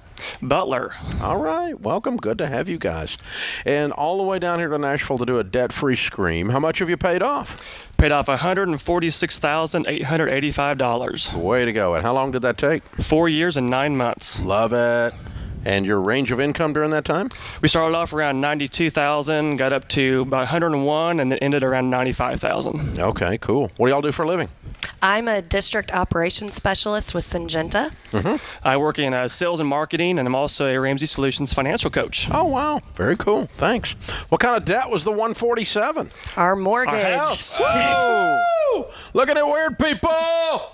Way to go, you guys. That's pretty incredible. How old are you? I'm 31. I'm 32. And a paid-for house. Wow. What's this house worth? Between $250,000 and $300,000. It's a house, shop, and a little bit of land. Man, look at you guys. It's all yours. It's all ours. Yes. No payments in the world. Not a one. And you're 32 years old. Oh, my gosh! We're seeing a trend here, Dave, and it's a good trend. It is a Young good trend. people paying off their homes. You, them, yeah. Young people paying off their homes. This is incredible. So 4 years, 9 months. You guys really went for this thing. What caused this journey to start 4 years and 9 months ago for you? Yeah, so it actually started a little bit before that. I actually got on Dave's plan about 8 or 9 years ago, kind of had a wake-up moment, got on his plan, and was able to pay off my existing debt, save up $12,000, and pay for an engagement ring before I ever got married. And so I had a really good start going into the marriage. Yeah, and I wasn't really familiar with Dave or the financial peace or anything until Austin came into my life, but was fortunate to get a good job. Didn't have a whole lot of expenses, had a company vehicle and things. So was a little bit shocking to me at first whenever 3 months before we got married, he made me start keeping track of all expenses and teaching me budgeting and whatnot. He just sprung it on you, huh? Yeah. That's strong He words. didn't tell you ahead of time that's part of the deal. He waits till we're about to get married and he goes, oh, this is the deal. Well, and I joke that there's actually 5 gospels for Austin. Oh. There's Matthew, Mark, Luke, John, and Dave. And my theme for life is if Dave says it, I do it. Plain and simple. Oh, wow. Wow, that's dangerous Don't right tell there. people to jump off a cliff. That's power I don't know if I can handle. Yeah. But we actually then did take Financial Peace University right after getting married, and we've led a couple courses. So Thank you. I learned the process pretty quickly after we got married. He brought me along. Now you're teaching it for real. Yeah, Right, that's exactly. it. Well, I Okay. feel like we're kind of the poster child for the house buying process because it went through FP after we got married. We bought the house a year later. We had a really nice down payment. We went on the 15-year mortgage. We planned to pay it off early. We set everything up to do exactly like you recommend. So we were very excited in that making that plan take place, and it went even better than we hoped. It went even better than we anticipated by following your exact plan and process. And that was kind of our guiding ship through the whole time as we made that purchase happen and got ready to pay it off early. Yeah, and I mean, along the way, every single extra dollar that we got went towards paying the house off. We were focused in on that's our goal. We're going to get it done. We're going to get it done early, just as quick as we possibly can. So. And now you make $100K a year and you don't have any payments. Exactly. So now you can do anything you want to do. Yeah, and I mean, we had things that could have set us back. Our basement flooded within the first year of living there, but we had the emergency fund. We were able to take care of everything and then get right back on track on paying off the house. We had transmissions go out. We actually bought vehicles with cash while we were doing this. We cash flowed 2 Kisbers. So we were doing a lot all at the same time when this all happened. And whenever I kind of factored everything in, whenever we bought the house, I've been self-employed for a vast majority of the time. So I had variable income I was dealing with. So I said, okay, we're going to make the payment based on your income, what we know we can do. Everything I can make, we're going to throw out an extra. And so there was months where we didn't have the $1,000 a month extra we really wanted to put on. And there was months that we had some nice bonus or some nice checks and we could put another $2,000 on it. And just that ebb and flow really made us just focus and say no to a lot of things, but know that this is where we want to end up being, and we're going to do whatever it takes to get there. Wow. There's a lot of intentionality rolling around in here. How much money do you guys put down on the down payment? We had about 40% down. Wow. Just like the last debt-free scratch. I'm just seeing a trend here, Dave, and you said they planned. A big down payment with a 15-year fixed, and they're sitting here, 28 or 30 years old. It's not an accident. Their case 32, right? And this is the last 2 in a row. But it's so you guys listening. I mean, what this means is you can do this, and you guys are just, like you said, poster children. And the thing is this: if you find a system that is proven, work the system. And that's we can joke and call it the gospel, Dave. That's a little bit blasphemous. That's pretty blasphemous right there. We may all get struck by lightning, but we can joke and say Dave's rules. We can joke and call it George rules. We can call it whatever we want to call it. None of that really matters. All that matters is it's a proven. You got to have a system, and you got to work the system, and it's a proven system. So you don't need to fix a system that's not broken. So you guys are incredible. I'm so proud of you. She's kind of got a funny story. So whenever it came time where we were actually going to pay off our house, Austin came into the house and he says, I got something really crazy that I want to just run by you. And so this last year, we had a lot of things happen in our life that kind of threw us off course and honestly questioned if we're going to be able to get it paid off in time or not based upon where we were going. And I was driving down the road one day from our farm, and God just kind of put it on my mind. He goes, you need to think about this debt payoff. We were on track to get it paid off in about 7-8 years. And all of a sudden, I realized how much our loan balance was, and we had extra money sitting in savings. We had money we had actually started investing for some land in the future, and we had some money that we had just been budgeting to pay off on the mortgage from our normal jobs. And I factored all those numbers together, and it came to within $100 of the exact amount of our loan balance. So I came home, I said, honey, you want to pay off the mortgage tomorrow? And I think my eyebrows raised, and I was like, you're crazy. There's no way. We don't have the money to do this. And then just sitting down and doing the math is like, actually it is there. We can do this. We can We just have to live change the without name on the this. account from the land account to the mortgage reduction. Exactly. Wow. Yep. Wow. You guys are amazing. Woo! That's it. And now you're free, and now you can just pile up cash like crazy and go do the land and go do whatever you want to do. Exactly. Yes. That's our plan. Yeah. So good. Good job, guys. Well done. Well done. Well, we've got a copy of Baby Steps Millionaires for you. You probably already have a copy, but we'll get you another one because it's definitely the next chapter in your story for sure. You're on the way to do that. Very young, very sharp, very well done, extremely well done. Copy of Total Money Makeover for you to give away. I'm sure you'll run into somebody to do that, and you guys are incredible. Thank you so much for everything you're doing, and you're just an incredible example. And you brought the kiddos. What are their names and ages? Yes, we have Haley, who is 3, and Reagan is 1. All right. This is the family tree that was changed by mom and dad's courage to decide to address the issue that nobody likes to talk about in America: money, debt. And now here they stand, completely debt-free, house and everything. You're incredible. Austin and Laura, Haley and Reagan, $147,000 paid off, house and everything, 4 years and 9 months, making 92 to 101 to 95. Count it down. Let's hear a debt-free scream. 3, 2, 1. We're debt-free! Yeah! Look at that. Those kiddos, man, that's awesome. Beautiful that is family. Absolutely awesome. So I fun. love this. It never gets old. It does not get What old. I love is there was a decision before the decision. They pre-decided that we're not going to do things this way. We're going to save up a giant down payment. We're going to pay it off early. They decided all of that before they ever went about paying off the home. Yeah, it wasn't like they woke up in trouble and then had to go get themselves out of trouble and then got out of debt. Every step was intentional. Every bit of it from day one. Amazing. Wow. The power of this. The power of this stuff, especially when you start early and especially when you pre-make the decision. That's a good way of saying that, George. Very well done. This is The Ramsey Show.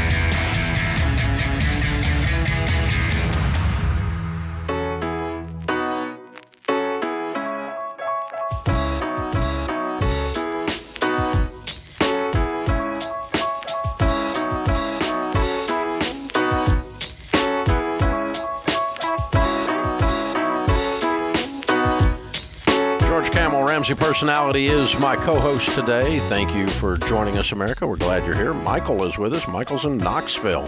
Hey, Michael, how are you? Good, Dave. How are you? Better than I deserve. What's up? Great. Well, thank you both for taking my call today. Sure.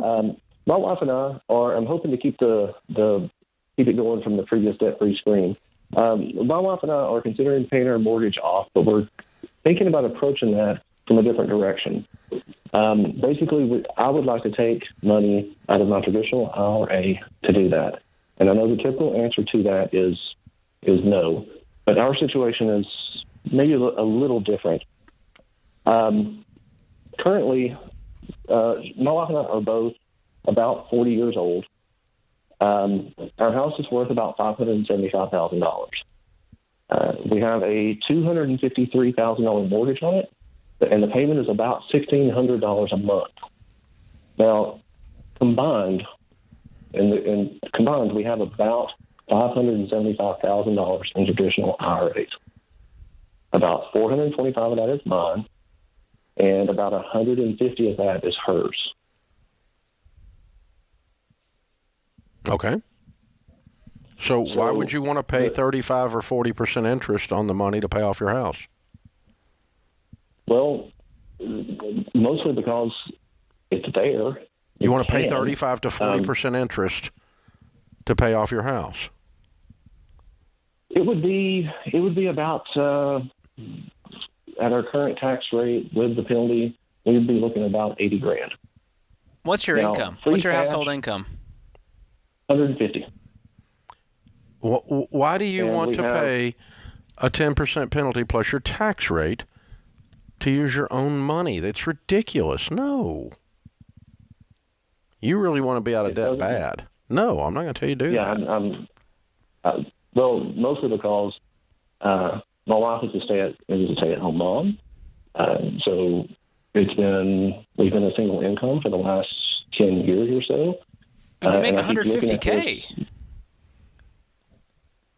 You can't afford your mortgage payment making $150K? Who cares? I mean, you make $150,000. No, it's not that we can't.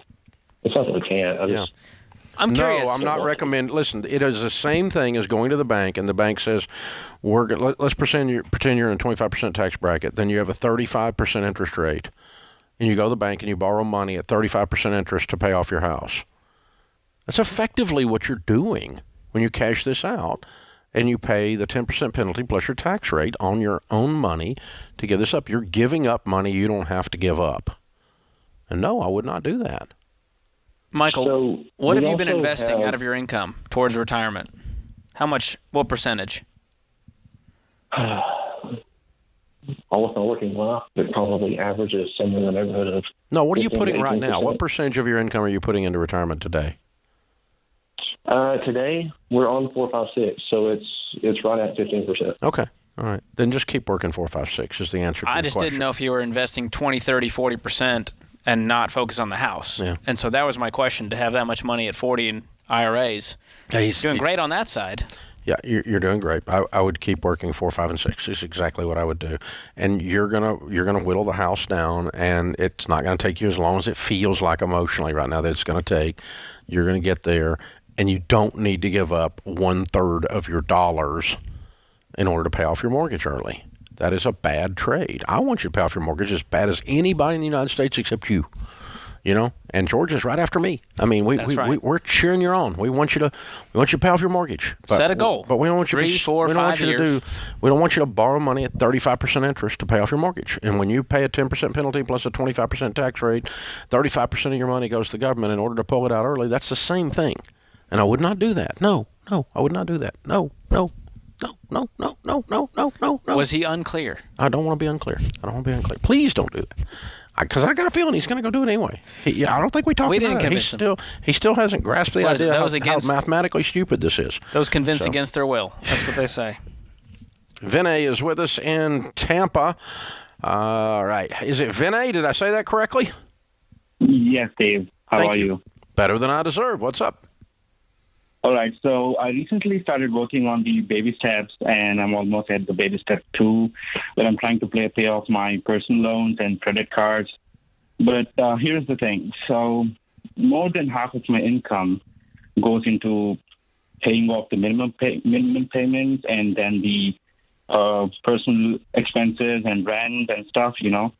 So I'm trying to pay off my debt as soon as possible, but it's like the minimum payments are eating up my income. So I don't know. I'm all confused now. What's your income? About $6,500 a month. Okay. And how much debt do you have? $40,000, around $40,000. On what? On personal loans and credit card debt. Okay. No car payment. No, I don't have a car with me. It got totaled recently, so I don't have it anymore. And your take-home pay is $6,500. Yes. So you're taking home $78,000 a year, and you got $40,000 in debt. There should be some margin here to attack this debt. So the question is, where's all the money going? I'm making the minimum payments. That's what eating up my income. You know, like I'm trying to cut down my personal expenses, but it's just not happening. But your minimum payments aren't $3,000 a month, are they? They are. Yeah. You must have short terms on this debt. Yes, exactly. You got like a debt that's a 1-year or a 2-year debt, or did you get into payday lending or something, or what'd you get into here? Yeah, 2.5 years. I was unemployed for a while, and I had to take some personal loans. Yeah, you got a short term. I'm employed now. It is. Okay. Yeah. All right. So the good news is if you pay the minimum payments, you're going to be done in 2.5 years with a lot of them. Mm-hmm. So anything extra you can put on there is going to accelerate that. So you should be out of debt in under 2 years. Okay. By just paying a little extra beyond your minimum payments.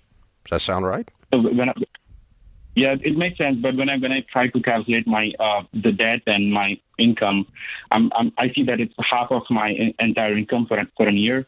So I'm trying to get that done in a year, but it's not happening. So so I just have to make those minimum payments for 2 years and get that done. No, I'm saying it's somewhere between there. It's not the minimum payments. It's more than the minimum payments, but your minimum payments are so high that they're not that they are because they're on a short term.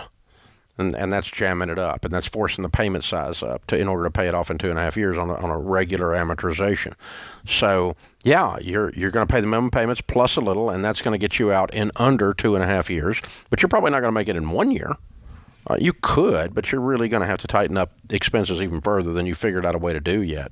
So make sure you're doing a written budget on every dollar, and make sure you've really analyzed how much you're eating out. Really analyzed how much you're spending on any kind of luxury item of any kind. And the other thing you can do is look at picking up a side hustle. Yeah, there's only two ways to create margin. You're either going to have to get more income or shave down your expenses. And I would do both if I was in your shoes. So I'm looking at every side job I can take. If you can do overtime, do that. You're going to have to sacrifice if you want to see this stuff gone. And then on the budget side, like Dave's saying, I'm going through every single line item and I'm doing an audit. Can I shave this down? Am I paying too much for this? I'm going to work on all my insurance rates, make sure I'm not overpaying on premiums. I'm going to cut down eating out. And once you do that, you're going to give yourself a raise and find $500 magically in the couch cushions of your budget. The other thing you can make sure of is that make sure you have stopped retirement temporarily. Make sure you're not getting a tax refund. If you are, that means that you are having too much withheld and you need to adjust your withholding so you're bringing home even more. You just keep fine-tuning all of these little things, and I think you're going to get there. I think you're going to get there faster than you feel like you're going to get there. But I appreciate the call, man. Thank you for joining us. George Camel, good hour. Good stuff. Thank you. Well done. Good hour to the booth people, the booth folk, doing great work in there, getting her done. This is The Ramsey Show.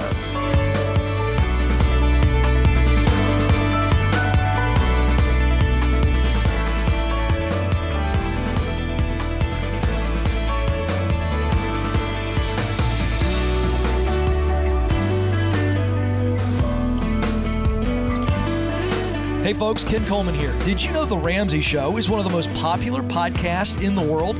Get your daily dose of advice on life and money. Check out all of our shows from the Ramsey Network wherever you listen to podcasts.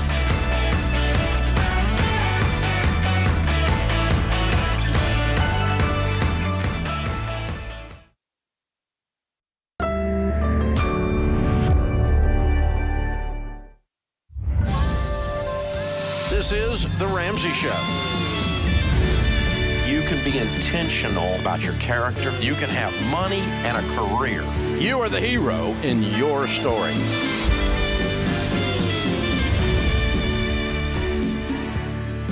Live from the headquarters of Ramsey Solutions, it's The Ramsey Show, where dad is dumb, cash is king, and the paid-off home mortgage has taken the place of the BMW as the status symbol of choice. I'm Dave Ramsey, your host. George Camel, Ramsey personality, host of the Fine Print podcast on Ramsey Networks, is my co-host today as we answer your questions about your relationships, mental health, family, money, jobs, career. It's all right here on The Ramsey Show. Thank you for joining us. Open phones at 888-825-5225. Starting this hour off is Lauren in Cleveland, Ohio. Hi, Lauren. How are you? Hi, I'm great. How are you all doing? Better than we deserve. What's up?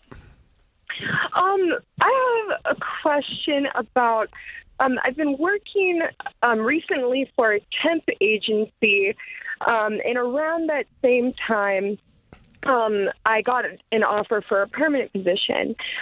So I accepted the permanent position. I've been doing that kind of part-time in the evenings after working the temp job.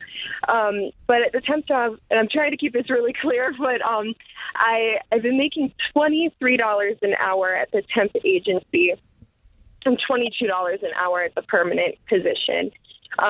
Today was supposed to be the last day with the temp agency, but it turns out that the person that I was covering for is no longer able to come back.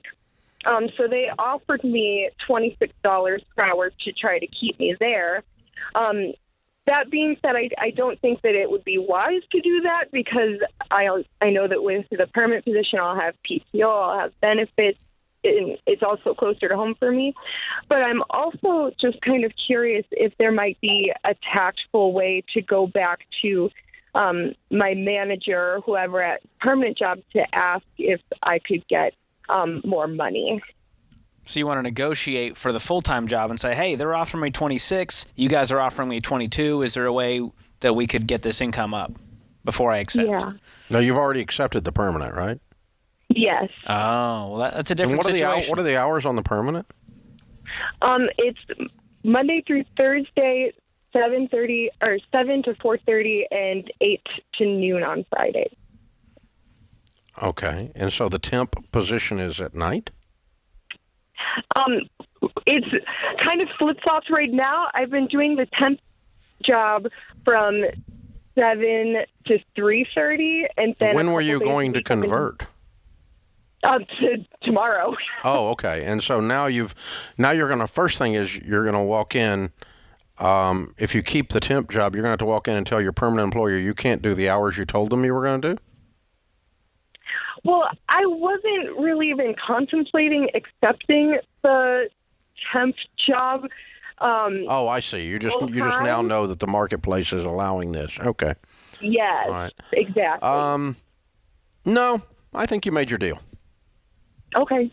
I think you're just going to work tomorrow at the new place, and but I would begin a conversation with your supervisor, and just say, hey, I'm really motivated right now by money because I'm trying to get out of debt and I'm trying to hit some goals.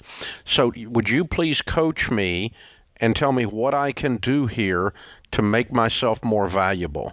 Because I really want to earn the right for you guys to walk in and say, hey, you're worth more money. Yeah, okay, that's great. Instead of going, hey, I'm going to blackmail you because these people over here are going to pay me 26. Oh, man, okay. You know what I'm saying? If you go, how can I think about it if the roles were reversed and you had someone that was working for you, if they come in and say, hey, tell me how I can be worth more so you're willing to pay me more. Yeah, that's good. Instead of, I think I can get 26 over at the temp. Could you give me a raise? Neither one are immoral statements. Just one is way more persuasive than the other and is more of a long-term play because it indicates I want to add value to this organization. I don't want to just be a taker. I want to be a giver. Very different spirits there. One feels like you're negotiating a Craigslist deal on a couch. The other one feels like, oh, this is a real person, an employer, and this is a long-term relationship that I value. Yeah, that's a good point because the Craigslist on the couch is a good metaphor for transactional. Yeah, well, the other guy's giving me 26, so how about we meet? It has a different if you're going to listen, I do my best over the years, and I've made the mistake a few times, but not many times, to not hire someone who's looking for an extra nickel. They're looking for an opportunity. They want to plug into this crusade. They want to plug into the wonderful missional things that we're doing here helping people. And the money's just a byproduct. And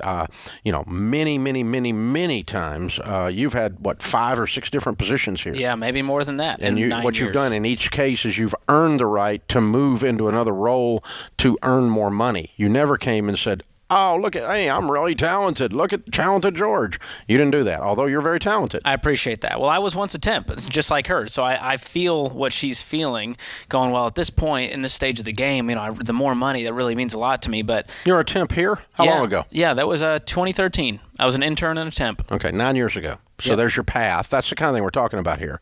And, and believe me, he ain't making $26 an hour. I can just tell you that.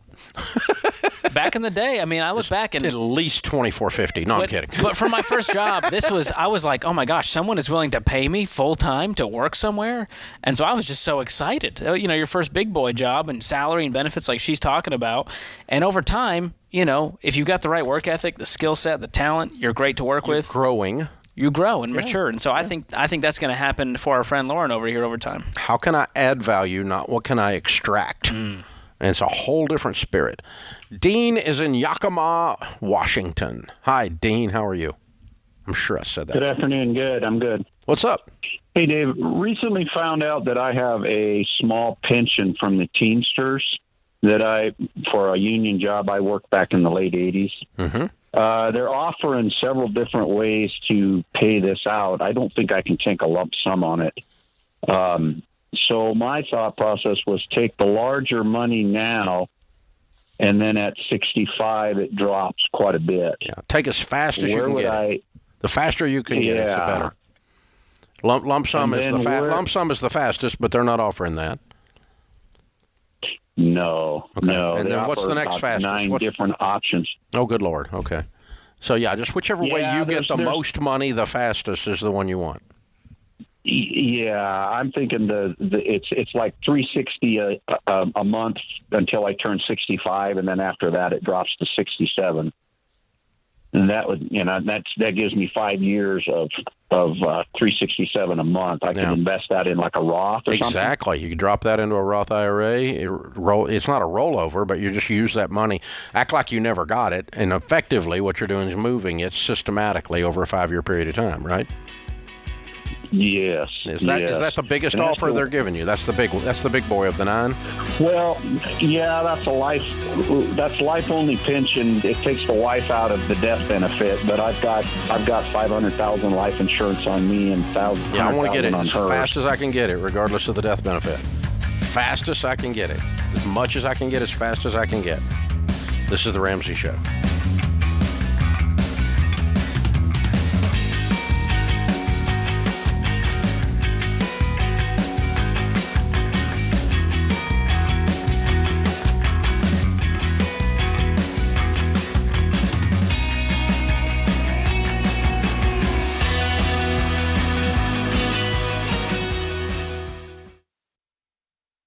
If you're considering a career in technology, I recommend Bethel Tech, and I'm not alone. Here's what Brendan said.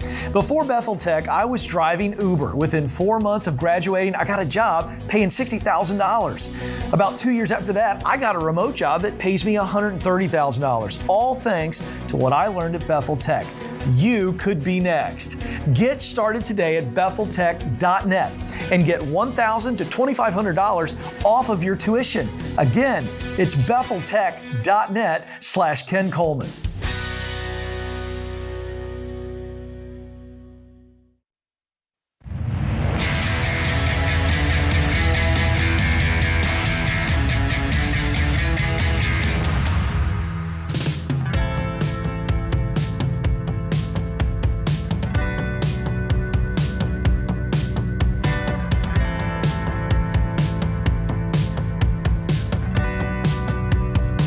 George Camel, Ramsey Personality, is my co-host today as we talk about your life, your money, your relationships, and your work right here on The Ramsey Show. We're glad you're here. Emmy is with us. Emmy is in Birmingham. Hi, Emmy. How are you? I'm fine. How are you doing? Better than I deserve. What's up? Well, I'm calling because I have a question for you. We have just started your baby steps. We just got married 2 years ago, and we both have started your course at some point and kind of got a little bit off track, and we want to clean things up and get back on track. And I also in that time started a grad school program. I'm changing careers to be a teacher, and I'm in the classroom at the same private school where I started out, but instead of an office job, I'm teaching. So I am going to have a summer job and use that money to help with my grad school tuition for the next year so I don't take out another student loan. But my question is, would it be better to put that money toward our debt right now and cash flow the rest, or should I continue to set that money aside like I'd planned and hit our debt with everything else coming in? I'm confused. You're going to pay for grad school in cash with either of these two options? Yes. Okay, then what is the difference? You got debt, and you're trying to pay off grad school, and you're going to have cash to pay off to pay for grad school, so no more debt. And the two options to do well are what then? Either to cash flow throughout this next year and just use the money that comes in from my summer job to go ahead and pay off our debt right now, or do I hold on to my summer money and use that instead of cash flowing through this next year? Then where does the cash flow money go? Just into a savings account, just to pay off my semester each semester through the rest of the program. Okay. But you're sure you're going to cash flow the grad school no matter what? Yes, either way, we are not doing any more debt. Okay. All right. Well, job one is no more debt. So job one is grad school with no debt. After that, job two is get out of debt as fast as you can. Okay. So that would sound like that's put the summer job on the debt, doesn't it? Yes, that's what I was kind of leaning towards, Yeah. but I wanted to get your blessing. No, you don't need my blessing, but I'm just trying to help you think through it. Yes. So the point is you can out of your household income pay grad school out of your pocket in the winter if you use the summer money on your current debt. Yes, 'cause That's my the job fastest is way. paying Yeah. 60%. Yeah, Yes, and that moves you out of debt the fastest possible way. Yes, that was what I was kind of thinking might Yeah. be the smarter option to get us out quicker. Yeah, the only thing is you just risk if there's a bump in a problem with one of y'all's income, it could put you in a pinch on grad school. Right, that was what I was concerned about and was thinking about was setting it aside, but I also want to get this debt thing done and over with. It kind of sounds like from our conversation though you feel like your jobs are very stable. Yes, my husband's. It's the school that we went to, and we've both been there for years, and so we feel good about it. Okay, yeah, I think we got a plan then. Yeah, that's simple. Good stuff. Hey, that's very smart. That's a very smart way of looking at it and thinking about it. And the trick is they've made the shift. They flipped the switch. No more debt. It's not an option. Once you do that, then you start to come up with other ways of living and doing things. You get creative. That's good. And we usually say investing in yourself is the best possible thing to do right now, and you can pay off the debt once you're graduating. But in this case, she knows she's going to have the money to cash flow it. Yep. So we're okay using the other money to pay it out in debt. How do you pronounce this? D-E-D? Oh, my gosh. Okay. Deed? Dead? Deb. Deb. Oh, it's a B.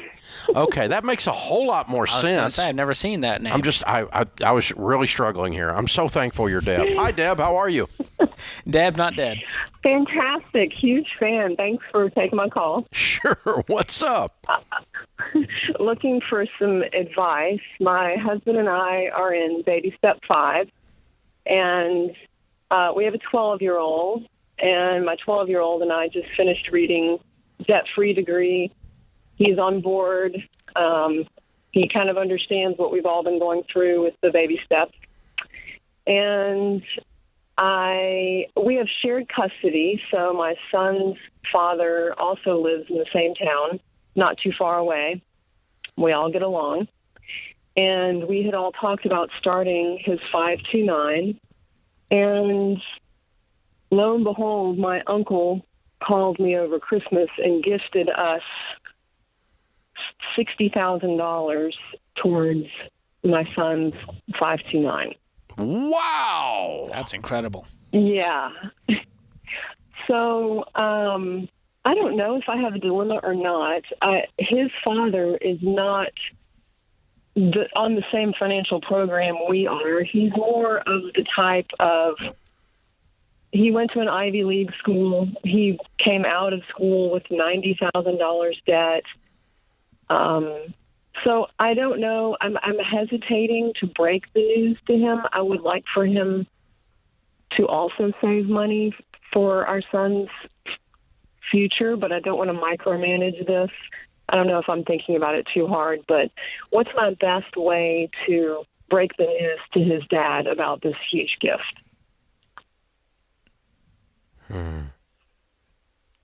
Well, you mentioned you guys have a good relationship. We do. Okay. How long you been divorced?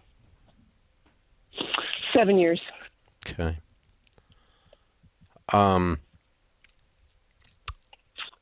If you said something like, Uncle gave our kids $60,000, but that doesn't relieve you or I from the obligation to cover the rest and continue to save, what would he say? He would probably agree with that. Okay. Then game over, right? I would say so. Okay. You can't determine whether he actually goes and saves or not.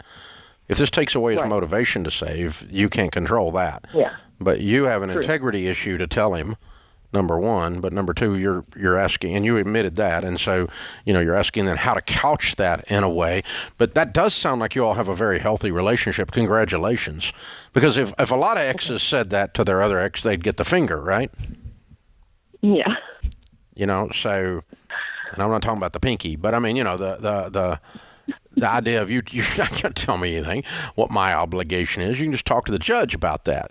But that's not how it sounds like you can say and go, listen, we've both agreed that we're going to add to our son's name, to Johnny's college fund. And the great news is that a lot of the pressure is off of both of us, but we need to continue to save because 60's not enough.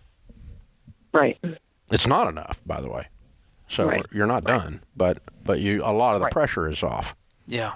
And I think having this hard conversation, and it may go the total other way, and he's excited about it and goes, wow, the pressure is off, and it doesn't relieve us of our obligation, but man, does that help to have that money growing for the next 6 years until he's off to college. Yeah.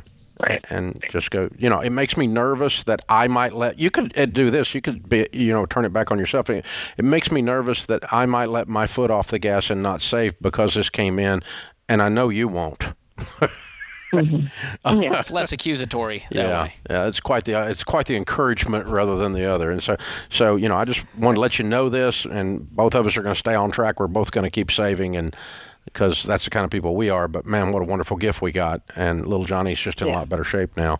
And I think if you couch it that way, unless this guy is unreasonable or your connection has so many wounds that he can't hear clear, encouraging statements, then. But it sounds like you guys could probably have that conversation, and I definitely know you got to tell him. So the question is just how to build the sentence or the narrative around it to where both of you keep saving. But remember, this is good news in my book. Oh, wait. It's amazing. It's amazing. What a great uncle. That's cool.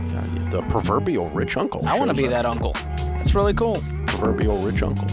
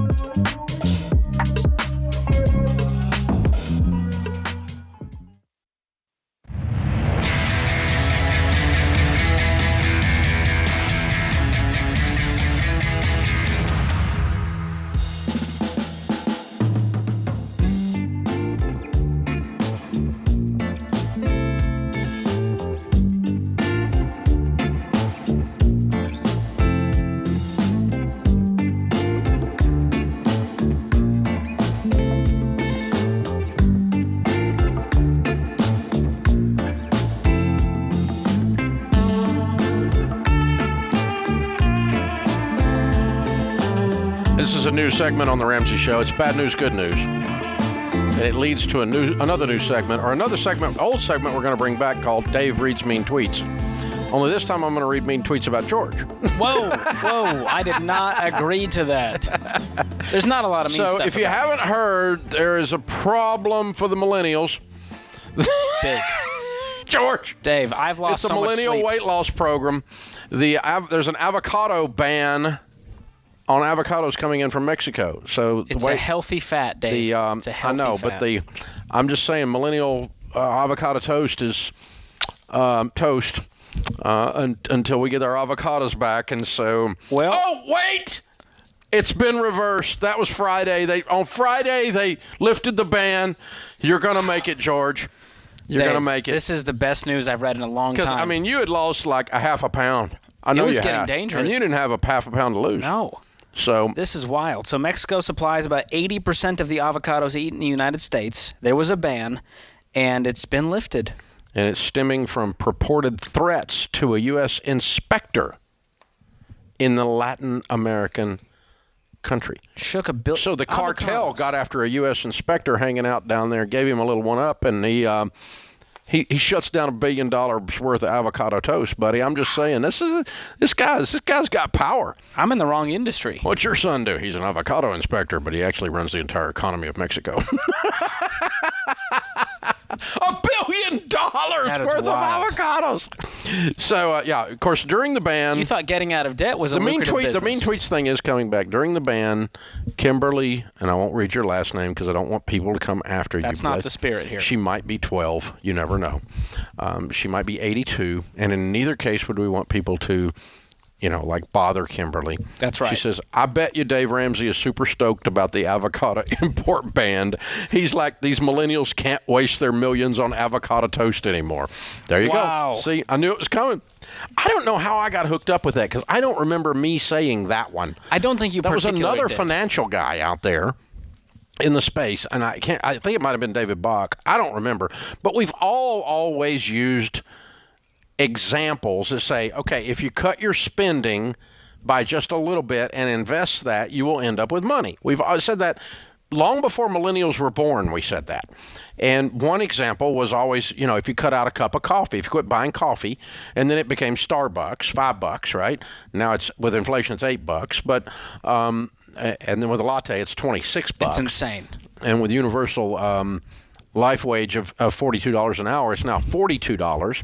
And if you Uber it and have it brought in by Uber Eats with the upcharges, it's $62. This is getting out of hand. Yeah, I'm just saying. But anyway, a cup of coffee, if you just said, I'm not going to spend that, instead I'm going to let that money accumulate into an investment, turns into money. It's a math example.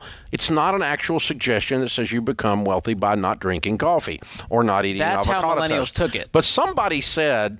The millennials were, back when we first started, everybody started griping about millennials. The millennial hate thing started, right? Like, they're useless. They get participation trophies. They live in their mother's basement.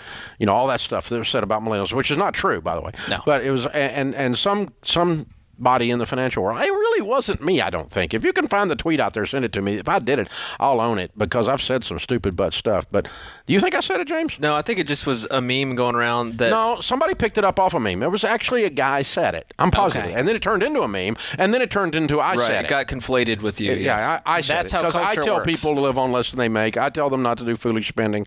And this guy's point was the millennials would be okay if they quit spending their money on avocado toast and put their money in a Roth IRA. And that's... absolutely not true. That doesn't work mathematically, but it's an example. It's a metaphor for control your spending. But then the millennials get all jacked up and entitled and are like, well, my avocado toast, Well, now they buy it to spite you. That's what they do. Well, I actually like it. People are hate buying avocado toast. I never had avocado toast until this whole thing got pinned on me. It's delicious. And I actually order it now. But I can afford it, so it's okay. New headline, Dave Ramsey orders avocado toast. That's shocking. That's it. Can you cover it with gravy? That's what I want to know. But yeah, okay. So red eye gravy, baby. All right. So I bet you Dave Ramsey's super stoked about the avocado import ban. He's like, ha ha, these millennials can't waste their millions on avocado toast anymore. Wow. So that's the whole story. Me getting pinned with this thing. I love the assumption that these millennials have millions, that they're just, I guess, collectively. Collectively, they're spending millions, maybe. Yeah. But we do love our avocados. Don't take those away from us. So here's the thing. The mean tweets, we used to have to kind of, when Twitter was young, it was actually a conversation. Now it's just a bunch of trolls. It's just bots and trolls. It's deteriorated. It's just it's a pile of trolls. It's a troll pile. And so, but so finding mean tweets in the old days, it was 1 out of 500 tweets or something, but you could do a search. It's the majority. Do a search on Dave Ramsey, and you could find mean tweets. All you got to do is open up now. It's not hard at all. Boomer. It's a fun you get anything or every possible name that you can call people. So James, if we're going to do mean tweets, they cannot. We can't violate the FCC rules on words said on the air, so we can't use a lot of them. We'll just have to bleep them. We can bleep them, and they have to be creative and funny and fun, not just like, oh, man. Not just hateful. Not just angry. Basically, he wants you to be creatively mean. If you're going to be mean, do it in a creative way. If you want to make the show with your mean tweet, you need to be mean without unbelievable cuss words because we can't use them. Yep, that's true. We're actually on public radio. We'll get fined. The funniest ones were from the kids in class that were taking your curriculum. They were forced to go through the curriculum. Yeah, they're in, because 48% of the classes are teaching our curriculum in high schools now. 48% of the high schools are teaching it. So, they're making fun of Dave Ramsey. I go, watch these videos. Wish the coach would actually do his job and teach. And now he's a coach. He's not a teacher. Yeah. And now you've passed it on to me. I hosted our latest curriculum, so now I get the hate mail. You get hate mail from kids millennials? saying this guy's a tool. Really? Yeah, you You're know a what tool? happens. I guess. I don't know. I don't even know what a tool is. Huh. But, hey. It's an avocado tool. Avocado tool. I'll take that. But the kids these days, avocado toast eating they tool. think they're just posting into the abyss. They don't know that we can see it, especially when they direct message you, right? That's a whole different ballgame. Well, here's the thing. The problem, it's just the problem with this. I think we're going to see a change in this. I think it's in the air because it's gotten so far out of control. And the problem with this is that, and we kept trying to tell people this in the early days with social media when it first started, especially Twitter, and it's going to come back to bite you because this stuff is forever. Even if you delete the tweet, somebody could have screenshotted it. Oh, yeah. Even if you delete the Instagram comment, somebody could have screenshotted it. And so I'm up to I think I've blocked 10,000 people now. That's impressive. It was a hobby for a while. Yeah, you got to automate I would kind of drink my morning coffee. I block 10 a morning, That's good. And it's like... Pace yourself. Well, if you're going to cuss me and, all this other stuff, but I... Well, now it's a medal of honor. I don't know if you know that, but people are excited to get blocked by you, and they hold it up as a badge. Really? It's a thing. They brag about it to their friends. Oh, man. It's a real thing. Who knew I could create a different kind of... It's the only competition they can win, so they like to hold that up. Sorry, was that too? I'm sorry. I take it back. That was good. Take it back. Zing! It's a sport. This is a trophy you actually earned. Yep. The Blocked by Dave trophy. You can't mount it on the wall, but it's great dinner time conversation. Wow. Well, I mean, moms and dads that raise kids that say things on the internet that they would never have the backbone to say in person, because you get your face punched in if you said this to someone's face. Yep. And so it's, and I watch them. They're talking about some quarterback or some vaccinated thing on some quarterback or whatever. They're wearing out Aaron Rodgers. They're wearing out whoever, and as if you stood in that guy's presence. He's the size of not Aaron Rodgers, but I mean, sure. He'd have one of his linemen pound you into the ground like avocado toast. I mean, there it is. Yeah. We got a full circle. So, we came back around. All right, mean tweets coming up. Not this segment, but soon. James is going to try to collect ones that are actually funny. James might write some. Be careful. James, be careful. He could get the booth people. Don't get on his bad side. The booth folk might could come write after mean us. tweets to get back at me for calling them booth folk. They've got a lot of dirt. Is coming. The comeuppance. You have no idea what's coming on the internet now. This is The Ramsey Show.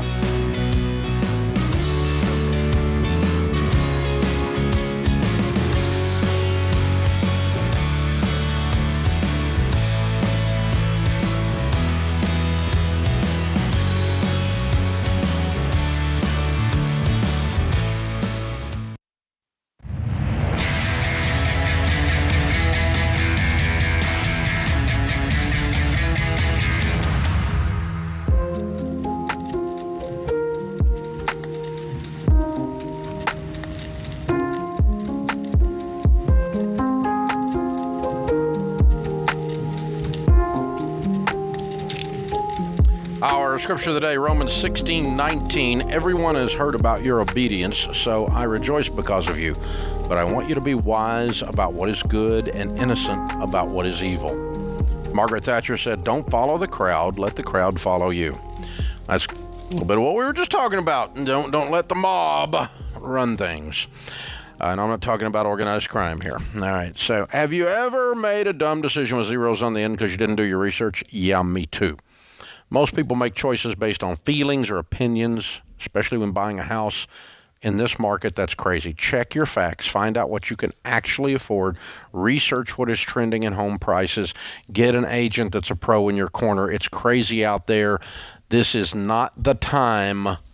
This is not the time for amateur hour. If you're a buyer among a bazillion buyers, you need help. If you're a seller trying to get the best possible price through a bazillion buyers, you need some help. Go to RamseySolutions.com/agent. You can find an endorsed local provider, an ELP, that is Ramsey trusted to help you with all of your real estate needs. Sid's in Memphis. Hi, Sid. How are you? Hey, Dave. Huge fan. How are you doing? Great, man. How can we help? Yeah, so me and my fiance are in a little rut. She got in an accident back right before Christmas of last year. And it was during the time where I was also out of work with COVID. I was out of work for about 6 weeks. And she ended up getting in an accident. They determined her 50-50 at fault. Then car was totaled out. She still had a lien on the car for $16,000. She didn't have insurance? She was currently in between insurances. She was switching over from, I think she was with Progressive, and she got a better rate with Why did she another cancel? insurance. Why did she cancel one before she got the other in place? Well, she didn't cancel. She was switching them over, but before they switched her over, they said that she had some $200 fee before she could switch over. But it made no sense to us because she went ahead and paid 6 months in advance. And I don't understand where the $200 came from. Every time I tried to contact them before the accident, I had asked, I said, where is this $200 coming from? They said, well, we'll transfer you over to someone that may be able to help you, and it just disconnected the line. Why didn't you just cancel the insurance and go buy some? I mean, you don't need to be running around with that car insurance. So how much does she owe on this direct wreck? The wreck, she was, like I said, it was 50-50 at fault. She still has $16,000 left to pay on her car. And they towed it to a wrecker, and they were holding on to it in the meantime. From what the report said, it seemed like the other person was at fault because they turned on a green with no protected turn, and she was going straight. She turned out in front of my fiance, and they said, no, she's 50-50 at fault. We're not going to cover anything on her car. So that entire ordeal took about another month and a half, and just going back and forth with them. And in that month and a half, storage fees accrued. The payment's still due on the car. The storage fees went up to around $2,500 on top of what was owed on the car. I was out for, like I said, 6 weeks with COVID, so I had to start dipping into savings just to make ends meet. And she's in the process of filing for bankruptcy. Oh, crap, no. Whoa. You don't file bankruptcy on $16,000. Uh-huh. No. Has she signed the papers? No. Don't sign them. That's absurd. Absolutely not. Is she working? She only brings in about $950 to $1,000 a month. Why? That's just what they pay her right now. Why? And I told her Why to does she start stay looking there? over. That sucks. Yeah. I have no idea. I guess she's just gotten so used to being there. I don't know. I told her she needs to leave and get something else. How old are you guys? I'm 25. She is 24. When are you getting married? We've pushed it back. We had it set for next year, winter of next year, but we're pushing it back because of this whole situation. Yeah. What do you make? I make about $3,000 a month. I work in construction. Okay. All right. And we also have 2 kids together. We have a 6-year-old and a 3-year-old. Okay. I'm sorry, a 5-year-old and a 3-year-old. You need to call the pastor and go get married this weekend. You're completely married. You have kids. You're living together. You're doing everything else. And the fact that you're not married is just silly. That you're pushing this back, saving up for a wedding. It's just dumber than a rock. I mean, you need to go ahead and get this done. All right. And this is killing y'all. And and so you got a big daycare bill. Yes. Okay. All right. So she needs to change careers, and you need to pick up an extra job, and then you need to start negotiating a settlement with the storage guy and with the car, and get rid of the car, get the car gone, start working with the bank and settle with them. You can probably settle this for, probably sell a storage bill for a quarter of what he's asking, and probably sell the car deal for a quarter of what they're asking, because you don't have any money, and they're about to repo the car. Tell him to get the car repoed and get it sold and get it off his lot. Mm-hmm. Or tell him to get rid of it. I don't care. Somebody needs to get rid of it. Here's the thing. Everything you described in this whole story, everything happened to you all because you were passive and stood around and watched it all happen. All right. You stood back and expected this to, like the cavalry was going to come and fix this for you. You got to get game on here, man. Game on. Like, get this mess cleaned up yesterday. Get some new jobs. Get some new income coming in. Yeah, get this car done. Get on the phone with the storage guy and go, look, what do we do to get rid of this car? I don't know how to do it, but I'm done, and I'm not paying you $2,000. I'll work with you, but I don't have any money. I'm a poor construction worker with a couple of kids, and I ain't got any money. So good luck collecting that. No, we're not filing bankruptcy on $16,000. You guys are in this mess because you've been passive and watched all this stuff happen to you, and you need to get like in engagement mode on every one of these issues. First, you were passive and stood around, watched the insurance run out, which caused the whole mess, and waiting on somebody over $200, and then you got hung up on, and instead of just firing their butt and going and getting a new insurance guy, you're going, well, I got hung up on, so now you don't have insurance. You got to go get insurance right now. Every minute that you go without car insurance, you're asking to get in this kind of a mess. But now you're there. So every minute you don't deal with a storage guy, every minute you don't deal with this car company, and every minute you don't go see the pastor and get married, and every minute she stays in this stupid but horrible job that she's got is ridiculous. She's making nothing in a culture where freaking Target's paying $20 an hour. $20 an hour. Go work at Target. Go work at Walmart. They're paying $15 an hour. A whole lot more than she's making. Yeah, there's a lot going on here, Sid, but what I'm hearing overall, we need to be proactive instead of reactive. You guys are letting life happen to you, letting Murphy just take over. You got to own your life. Get a fire under your butts. Get those jobs. Get this debt cleaned up, and realize bankruptcy is not the answer. This is not the fix that you think it's going to be. Please don't file bankruptcy on $16,000. And if she needs some encouragement, have her listen to the fine print, episode 8, Is Bankruptcy a Quick Fix for Struggling Americans? I think that will get her to step away from this ledge. Yeah, and well, you're not bankrupt. You're broke. There's a difference.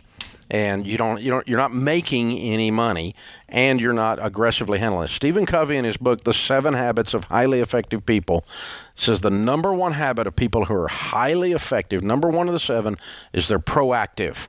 They happen to things. Things don't happen to them. And so everybody gets victimized by something at different times in our lives. Everyone has stuff happen to them. That happens all the time. But living that way as a pattern is going to cause you nothing but stress and pain. And so you're going to have to switch the script on this, write a new story, as John Deloney says. Hang on. We're going to send you a copy of Ken Coleman's book, From Paycheck to Purpose, for her to read, because she needs a new job, and you need an extra job, some more overtime, so you're making more money. Construction's booming right now. That puts this hour of The Ramsey Show in the books. We'll be back with you before you know it. In the meantime, remember, there's ultimately only one way to financial peace, and that's to walk daily with the Prince of Peace, Christ Jesus. Hey, it's Rachel Cruz, co-host on The Ramsey Show. If you want to do your debt-free scream live on the show, visit RamseySolutions.com/debt-free scream. We'd love for you to come to Nashville and tell Dave your story. That's RamseySolutions.com/debt-free scream.